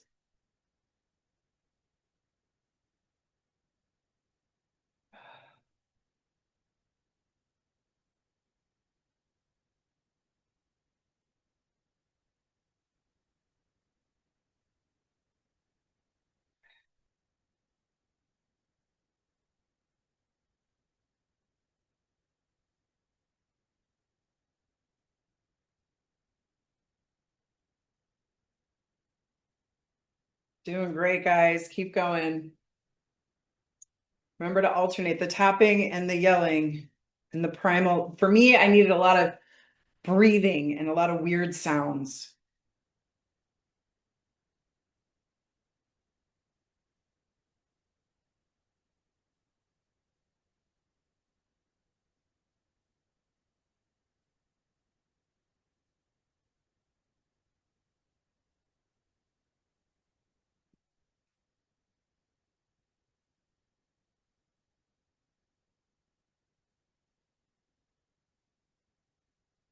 You're doing great, guys.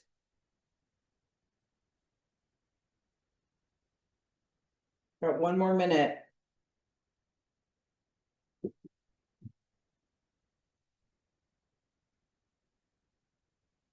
Come back and make your statement again. Look at how amazing I am. Look at how much money I have. Keep repeating that statement and then notice their reaction and feel your reaction to their reaction.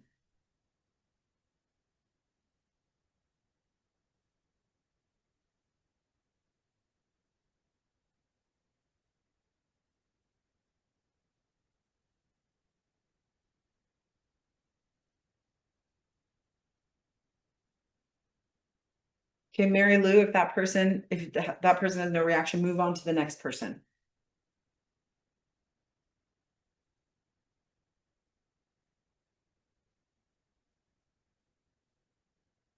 You guys are doing awesome.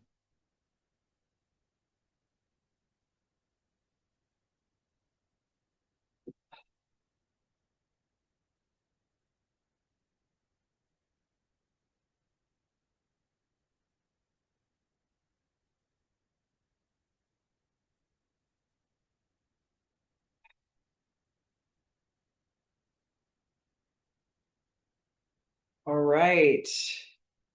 Okay, that's time. And we don't have to, the goal is not to, we don't need to get it down to a 0. Okay. This isn't like how we do the other tapping. We're going to go back through and we're going to tap this to completion in a different way.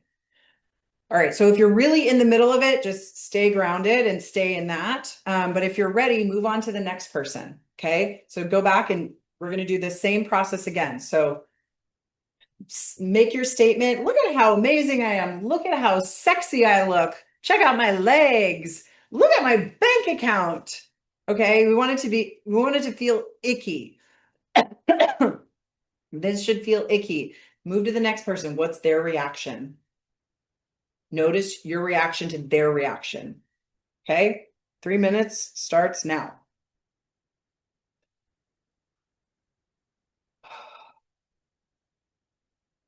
You might need to repeat your icky statement a couple of times to get the full reaction.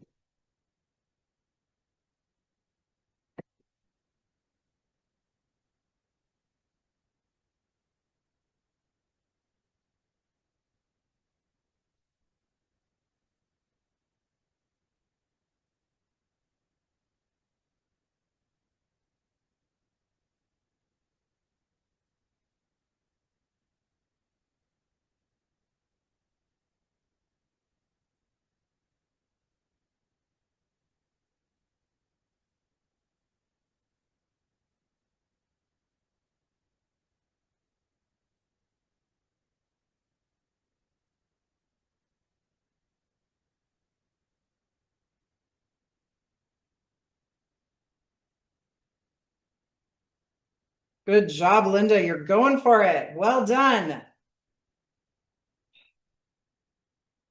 Yes.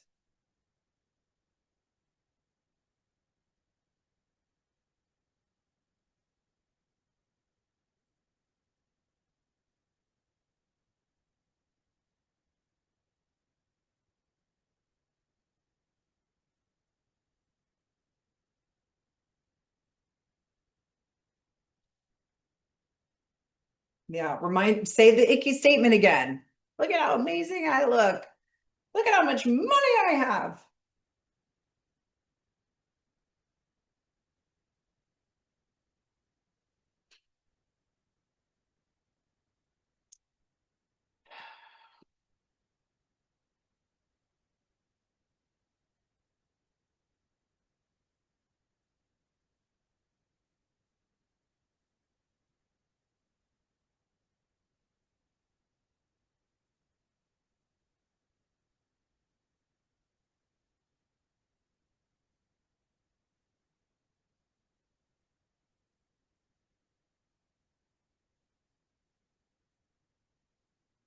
You guys are doing great. Wendy's going for it. Yes. Okay, 30 more seconds.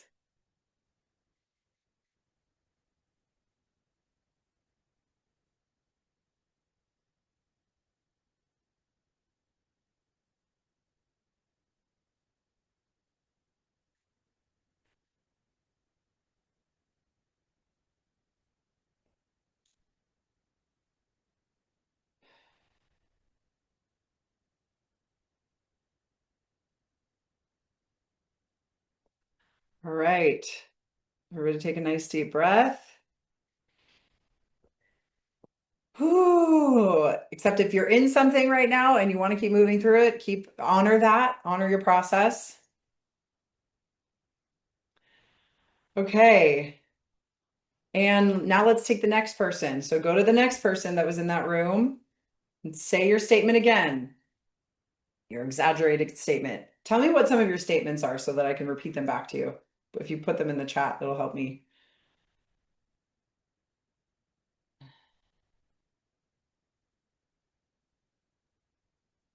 Only my sister is very jealous. Okay, Mary Lou, maybe you just have your sister to work on. Maybe you don't have anybody else to work on. Ooh, that's a good one. I'm so loved. Look at how amazing my relationship is with my husband. Actually, I use that one too. Look at how amazing my relationship is. Yeah, that's a great one. Look at how sexy he is. We have the best relationship. Um, Look at me now. I feel great. Stephanie, I would say something.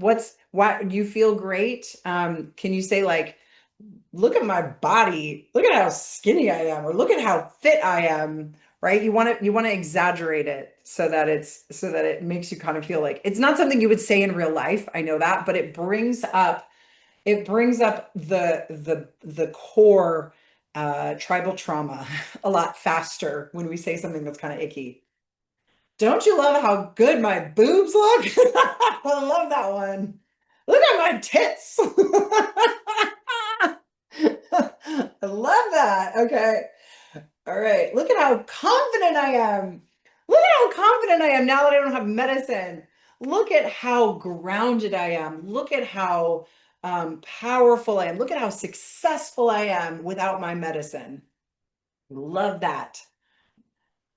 Okay, so make your statement again. Look at the next person. So the third person, and say your icky statement. I guess we'll call it an icky statement. It's the only thing that I can come up with right now. All right. Look at how great I look. All right. Say it to that person. Imagine that third person now. Look at how sexy I am. Look at my great relationship. Look at my amazing husband. Look at how hot I am. Yes. Look at how rich I am. Check out my muscular body. Check out my legs. Check out the muscles on my body. Okay. Feel their reaction and your reaction to them, and then go for it, everybody.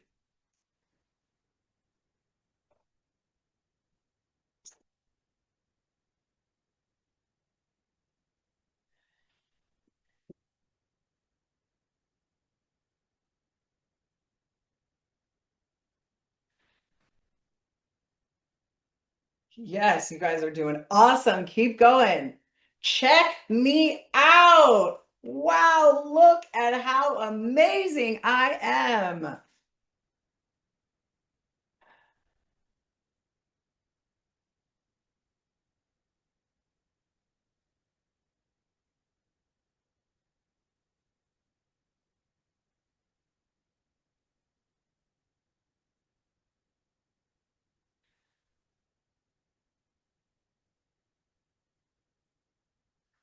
You guys are doing great. Ooh, there's some deep stuff with this one.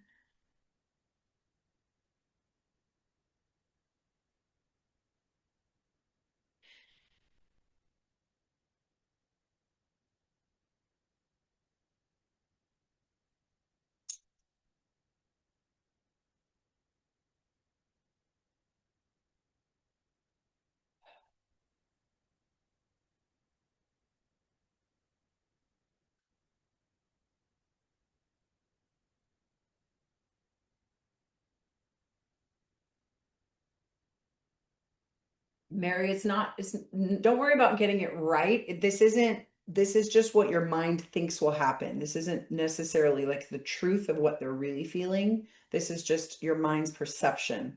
So there might be a little too much pressure on getting it right or knowing exactly. So see if you can just like release the pressure and even just guess. Or you might not have this one. Not everybody has this one. I would say most people have it, but not everybody has it.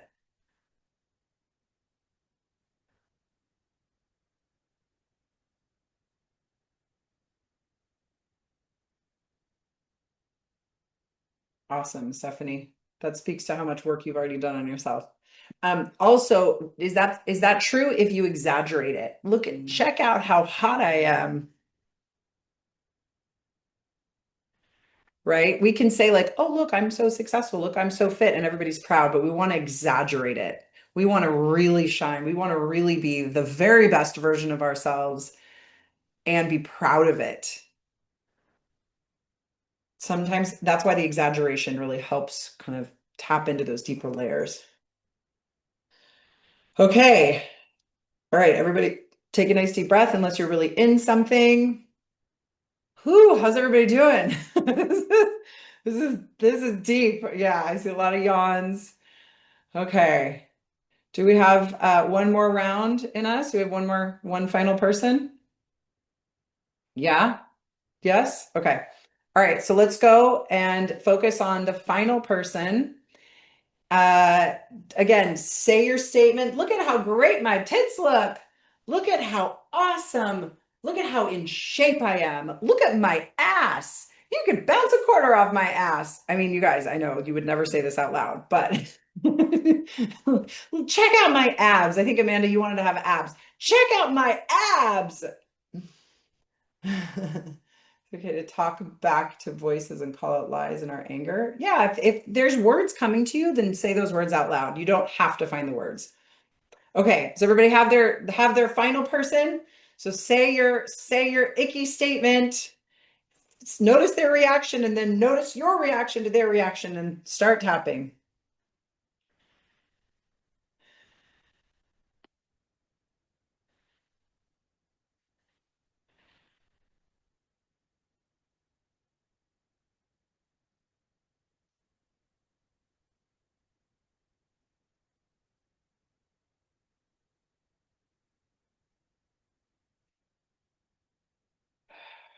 You guys are doing great. Keep going.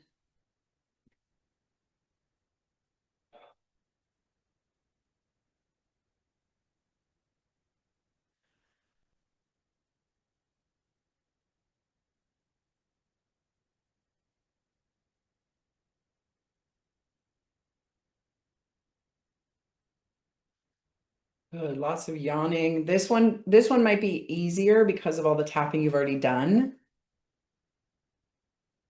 Yes, how selfish and how self-absorbed. Good. So just feel your reaction to that. You don't have to have words for it. Just notice your reaction to that. Get that reaction out of your body. Ah, ah, ah.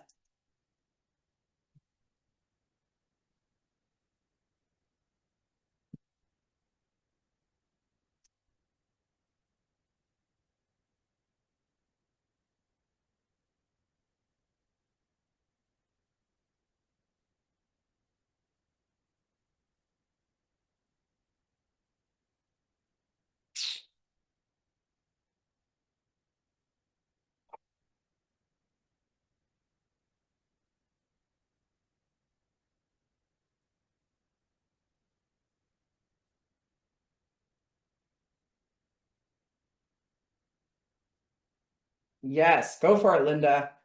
Love this. Woo! Okay, you guys are doing great. You have 1 minute left. Repeat your statement again. Bring up those feelings. Intend to find whatever's left.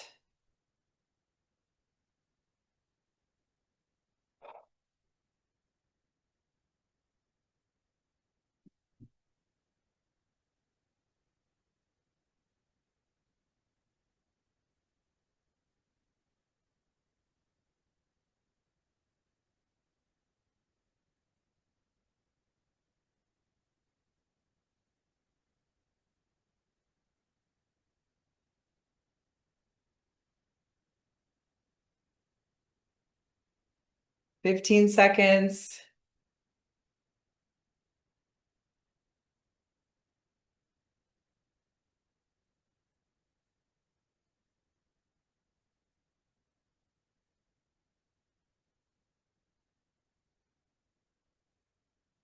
All right, take a nice deep breath. If you're in the middle of something, finish your tapping. But if you feel complete, whoo, everybody drink some water. Take a few deep breaths. Well done, you guys.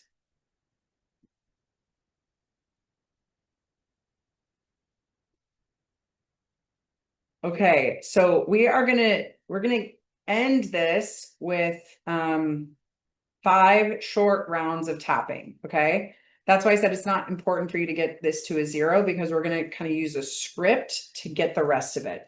Okay, so again, everybody kind of reorient to the stage, feel yourself on the stage. Notice the spotlight on your head. Think about the success that you're trying to achieve.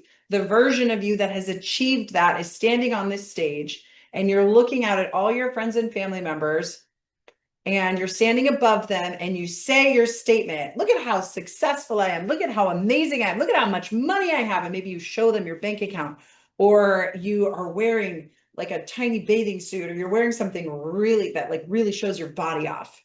Okay. Or you're wearing a tube top to show your abs. Look at how hot I look. Look at how hot my husband is. Look at how happy I am in my relationship. Okay. And feel whatever's left. Okay. And we're going to tap along. Repeat after me. Even though I am terrified of being seen at my goal, even though success brings up complicated feelings, I look forward to the day I no longer feel this way.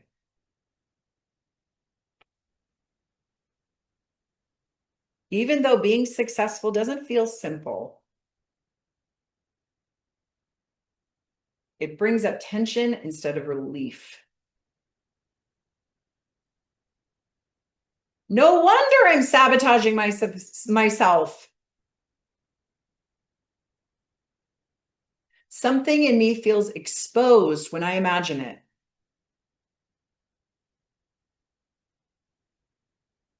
I'm not just reaching my goal. They are reacting to it. Part of me feels, and you want to fill in the blank, whatever you feel. Maybe it's self-conscious. Say whatever's true for you. Part of me feels what's true for you. Part of me feels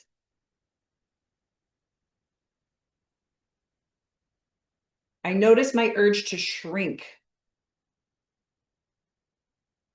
I notice my urge to explain myself.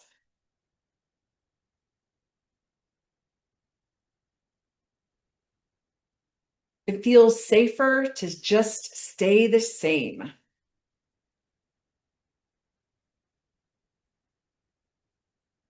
And I look forward to the day I no longer feel this way.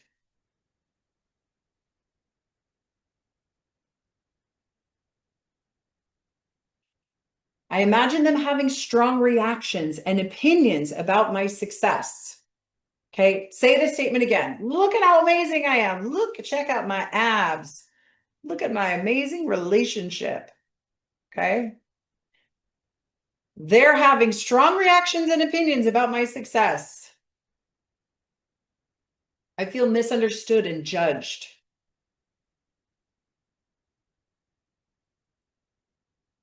And I learned that my success is risky. They are judging me.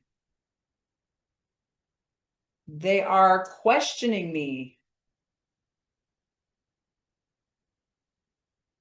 They're comparing themselves to me.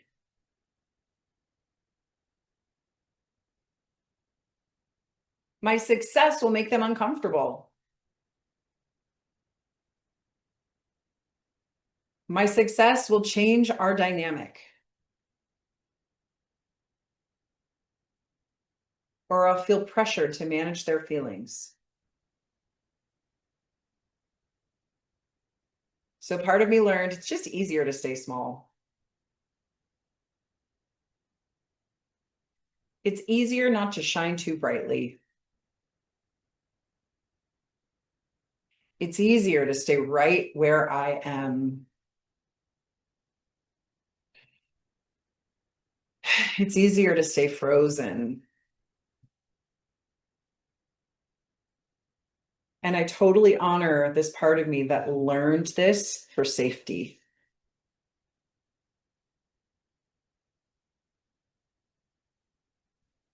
All right, everybody take a nice deep breath. Again, be in your success. Your visualizations, the reactions of the people are probably changing, and that's okay. But again, reorient back to the stage. You're in your successful body. Say your statement.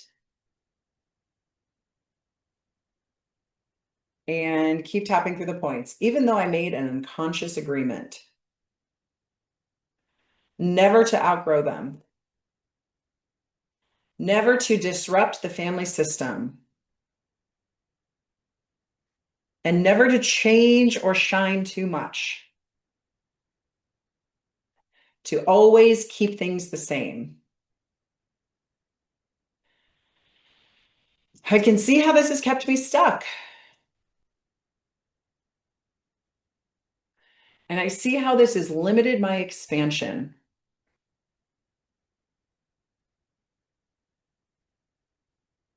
Because deep down, I believed that my success would cost me connection.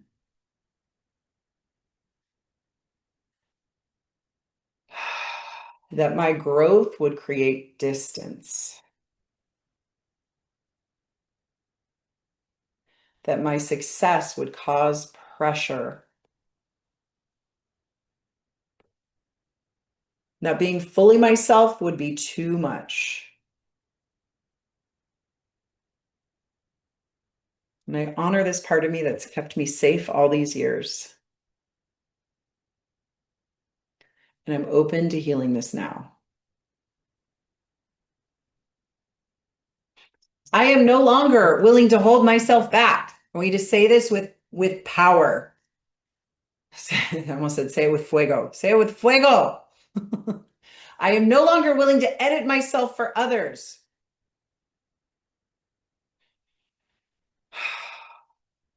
I am no longer willing to delay my own life.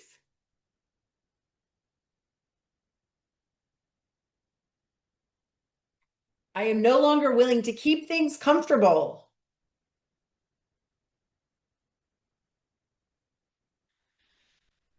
I am no longer willing to dim my success.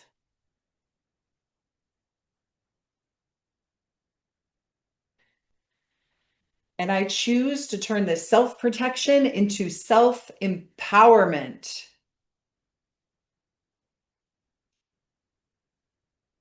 I no longer need their permission to grow.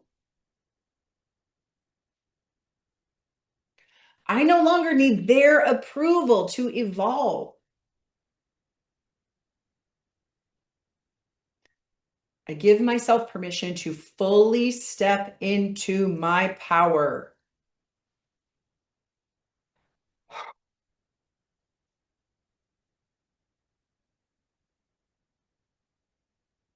I can succeed and stay connected.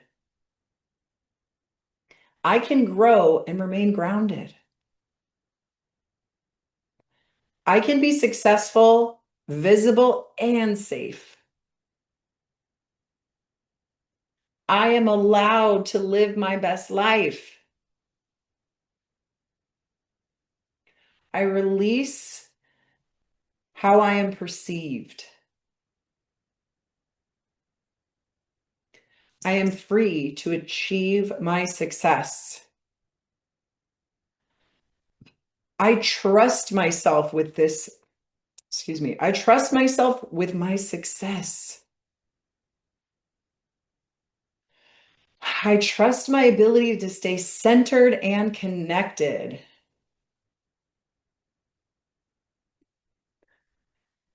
Take another nice deep breath here. I am safe being seen as I succeed. Imagine you're on the stage again. Okay, you're looking out at everybody. Their reactions to you probably have shifted at this point, so just take note of that. Okay, and you're going to say this. Imagine saying this on stage in front of them. I am safe being seen as I succeed. My growth strengthens my sense of belonging. My evolution is natural and supported. My success supports me. My success strengthens me. I carry belonging inside of me. I welcome the full expression of who I am.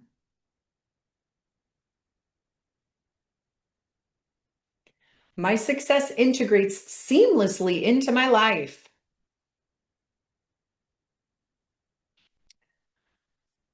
I am rooted in self-trust and open to more. My presence creates connection.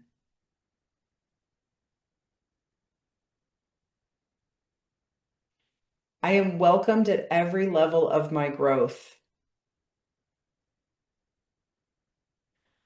My life opens in ways that feel aligned and secure. I am at home in myself at every level of success. Okay, everybody take a nice deep breath. And again, be in your body. Now look around at everybody in the room and notice their reaction. What is their reaction now? Okay, that their reaction should have shifted a lot. If there is anything that has not shifted, that is a good that would be something good for you to dive into and do some like echo tapping or some deeper healing around that. Maybe there's more anger work that needs to be done with that person, or maybe there's, a specific memory or something that you can go back in time and heal.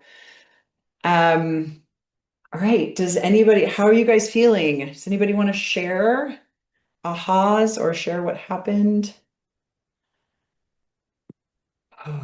Lisa. Yeah, that was really powerful. And Yeah. what was aha about it was my cousins. I mean, they don't even live in the same state. We don't have that much um interaction, but their hold on me of their judgment, they're four older girls, and I idolized them growing up. I Wow. idolized them, and now they are so jealous of me, and I've had success, but I've had limited success because I'm like, it's not safe to do too well because I'll really get kicked out of the tribe. I mean, they've expressed some jealousy, but they've kept me in the tribe. And now, but what I was thinking, I mean, do I need to? I don't like that word, like what is it? No contact or whatever. But I don't. They're not healthy to be in my life. So I don't know if I'm looking for to stay to honor that connection. I'm kind of looking to sever it, if that makes sense. Yeah. I think when you do this tapping, um one of the things I love about tapping is that it's bringing you to your natural state of origin, which is to completely love yourself and to be like perfectly intact, spiritually, psychologically, to be born with like perfect self-confidence and self-love. And so the more tapping you do on this, the more you might decide to make those decisions, or the more you might decide to get some space from them. But I wouldn't like force yourself to go to no contact. I would just notice if that's a desire after you do maybe few more rounds of this. Yeah, and just like I guess focus more on me being insecure in my success as opposed to getting their approval because I may or may not get their approval Yeah, you might ever. have to do this a couple of times. I mean, this is Yeah. one of those, this is like throw the food in the garbage can. If this is really strong for you, you might have to do it a couple of times in order to like Mhm. really get completion on it. Yeah. But it's Yeah. powerful. Yeah, very powerful, very powerful. Great. Thank you. You're welcome. All right, Ellen, how was that for you? I saw you really going for it. Oh, that was emotional. I Um, saw. I went through my daughter, my ex, my sister-in-law, um, and so I think I've uncovered a belief that, I sort of knew this all along, but I didn't really get it, that I believed that I was unwanted and that all I really want is to be loved and accepted by them. And I felt like my whole life I've been the one who's been, like we have an aunt Marion in our family, and she was the one that everybody thought she was my mom's sister, and everybody thought she was like weird looking and messy and didn't have a good sense of colors. And um, she was just unpopular with everybody. And people would talk about her. Oh, do we have to invite Aunt Marion? And um, stuff like that. And I feel like I've been put into that role by my Hmm. family over the years. And so Oh, anyway, but I'm really excited about this, and um I also uncovered some anger, like why should I have to be the one to change to earn their love? totally. Yeah. Why am I not okay the way I am? Totally. Totally. It's not me that's bad, it's them. Yes. Oh, Good. That's good. There might be some more tapping there, but well I done, I Ellen. think so. Yeah. Yeah. Good. Good work today. Hey, Mary, did you ever find something? Here, I can click it. There you go. Okay. No. Um, but I went through all this. My family basically kicked me out of the family when Oh. the incest was brought out. So that's when I lived in Cincinnati. So it got so bad that I moved out to Reno. Okay. And so I went through all that anguish and everything about not being accepted in the family. But what I did is I turned it around to my success. I Yeah. couldn't do the big thing because really they would welcome me back in if I wanted to go back to their ways, you know. Right. So I turned it back onto my success. Is it safe for me to be? It's easier to stay small where I am, but I don't want that. So that for me, it was very powerful to turn it around to my success. Maybe also to Mary, there's like, if I'm more successful, that means I will have more responsibility. This person will expect more from me, that I won't be able to do that behavior that I normally do with this person. I don't know if any of that, but I would maybe do some journaling on what does being successful mean to me. Maybe it doesn't have anything to do with your family of origin, but there are some beliefs around what that would mean in terms of like what Right. you expect from yourself or what you can and can't do anymore. Yeah. And I think it's my belief that I'm constantly thinking what others think of me. I had a hard time at one point going to the grocery store. I thought everyone was looking at what I put in my grocery cart. Interesting. So, yeah. So that's what I'm working on letting go of is what will, and it's no one. I mean, it's imaginary. Strangers. Yeah. It's all in my head. Okay, so maybe that's what it is. Maybe your stadium is full of a sea of strangers. Yeah. Yeah. Yeah. Yeah. That's good. Okay. So that's what it is for you. So okay. And it makes sense. If your family kicked you out, you already went through this process. Yeah. So it makes sense that yeah, maybe I don't know what the core wounding is, but it's like, you know, there's probably some like, if they really see me, will they kick me out like my family did? Or, you know, I don't know. I don't know what. Yeah. Something like that. Okay. Cool. But yeah, I love that. That was great. Yeah, good. Thanks, Mary. Thank you. Glad you got there. All right, Mary Lou. Hi, this is very strange what's come up. It's actually not a figure, but like what the Bible taught me very early in God, that I'm to be humble, that I'm supposed to give, never take, never think of myself. And this is all wrong since I was very, very little. So maybe your stage needs to be in church, and you need to have the priest or the pastors in the audience too, saying, look at how great I look. Oh, okay. Did you come up with a statement? Because I've changed my religious beliefs into more new age thinking, but I realized that the authority figure in my life was not my parents. It's all this programming way back to love myself. Interesting. Yeah, so I'm always finding ways that I can make it so we're working with your primal brain here. Okay. So knowing that information, does standing on a stage in church with with pastors and priests around you, does that give you an ick at all, or does that give you a reaction? I feel like such a sinner doing that. Okay, great. So that's what I want you to imagine. That's the visualization that I want you to imagine. Okay. And then what was it? Is it about your body, or is it about what were you working on? Food, right? Anything where I love myself. Okay. I'm So supposed to I love. would say, like, look at how much I love myself. Look at how fit I am. Look at how amazing my life is. Well, okay. And then if it feels bad, that's the point. And then when I tap on that, what statements do I come up with? Because I Well, feel like I'm going to hell. that's okay. That's what you tap on. You don't have to say you're going to hell. You just feel the I'm going to hell feeling. You know Yeah. that I'm going to hell feeling. You tap Yeah. on that until that's gone from a 10 to a 2 or a 3. Thank you. Thank Okay. you very That makes much. sense. You're welcome.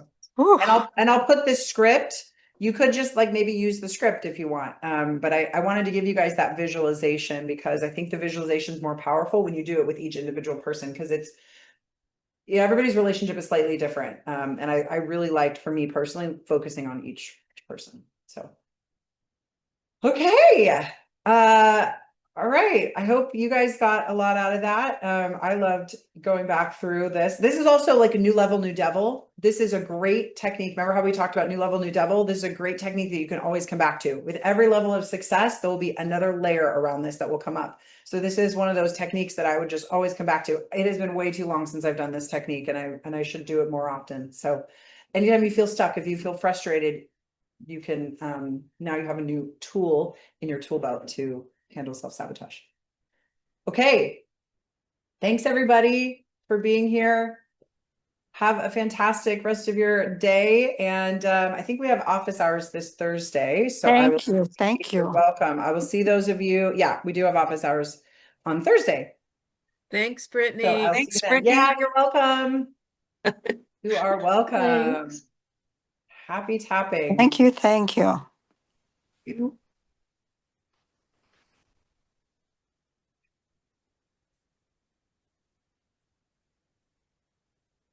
Mary, I'll stay on once everybody logs off. Yep. Just me and you. Okay. All Oh, right. just us Hi. now. Yeah. Yeah. So- There's only 2 of us. Real quick, I signed up actually January 20th. Okay. I tried to get on the call that following Monday. Jimmy had told me it was at 9 o'clock. I couldn't get on. I never got any of the emails. When I look at my account on the payment history, it doesn't even say that I'm on, that I paid for it. I paid in the 3 installment plan.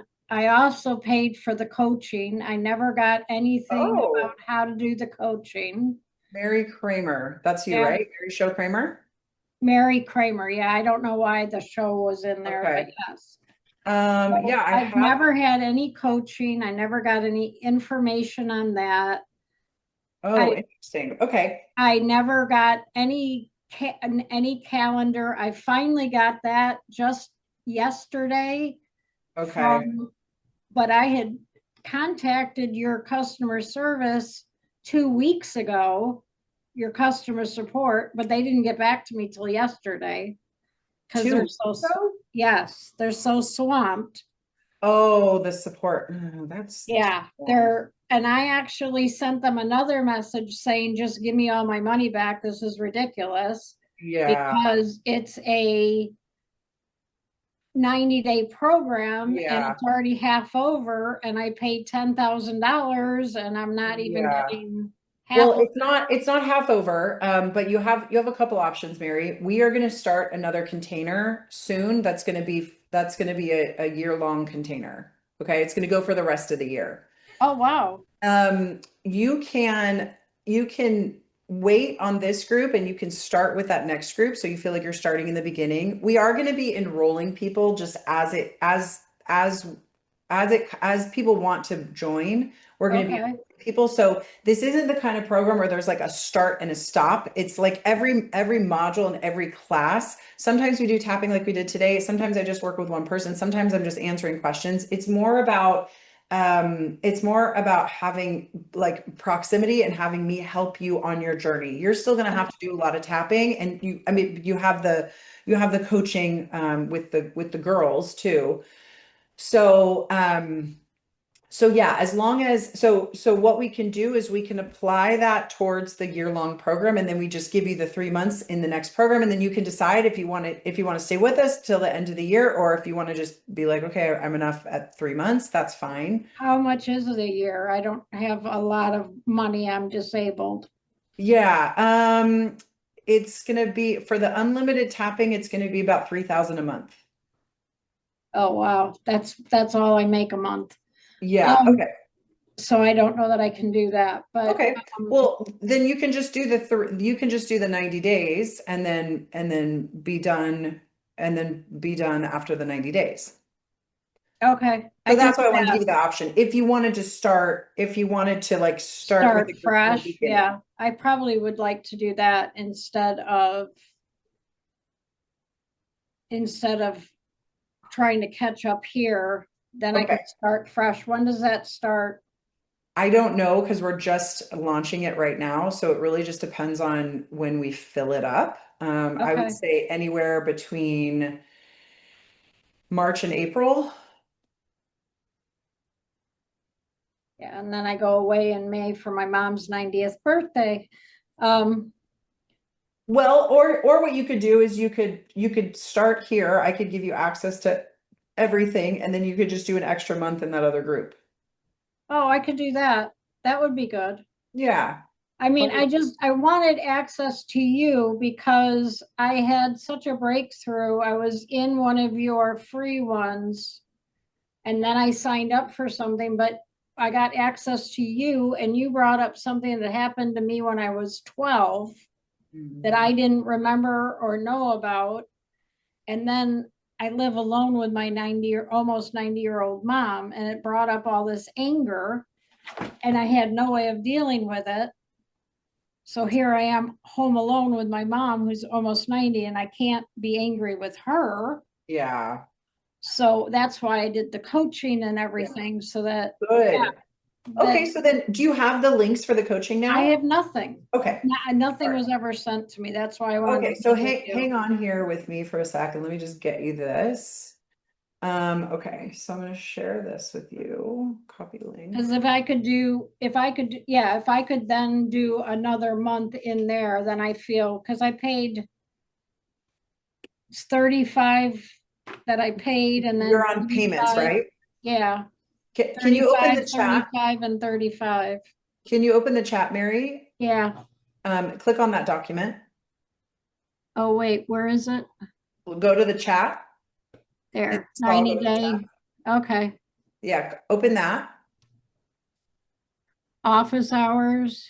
Yeah, okay, so it says 90-day reinvention curriculum, right? Yep. All right, so scroll down to where it says unlimited one-on-one coaching for 90 I days. see it. Okay. Okay, and I will let the coaches know that you're in the unlimited coaching. Okay. Mary, oh yeah, you are. Do you know what program you started? Did you buy the 6-week program or did you buy Thrive? Do you remember? No, I bought the 90-day. Yeah, but before that, what did you have? Then I did I did the Thrive, and then I had the Think and Thin Thrive. Great. Okay. Okay, cool. So, yeah, I've lost like 50 pounds. It's been great. Oh, amazing. Well, should start with that. Oh, sorry. Yes, I've lost 50 pounds. It's been great. Amazing. Okay, great. Well, this is working for you then. Oh, yeah, definitely. Now Great. I lost you. I'm not good with Zoom. Hold on. Oh, that's okay. If you just click on the icon again, it should come up. I don't see. Oh, there it is. Yeah, on your There you are. bottom. Okay. Yeah, no, I've lost 50 pounds. I still have a lot of my health issues. That's the visor. I have extreme light sensitivity. Sorry, my puppy's got a chew toy going. He's my service dog. And I'm hoping to get rid of some of my health issues with the diet, but my health has been improved so much by my diet.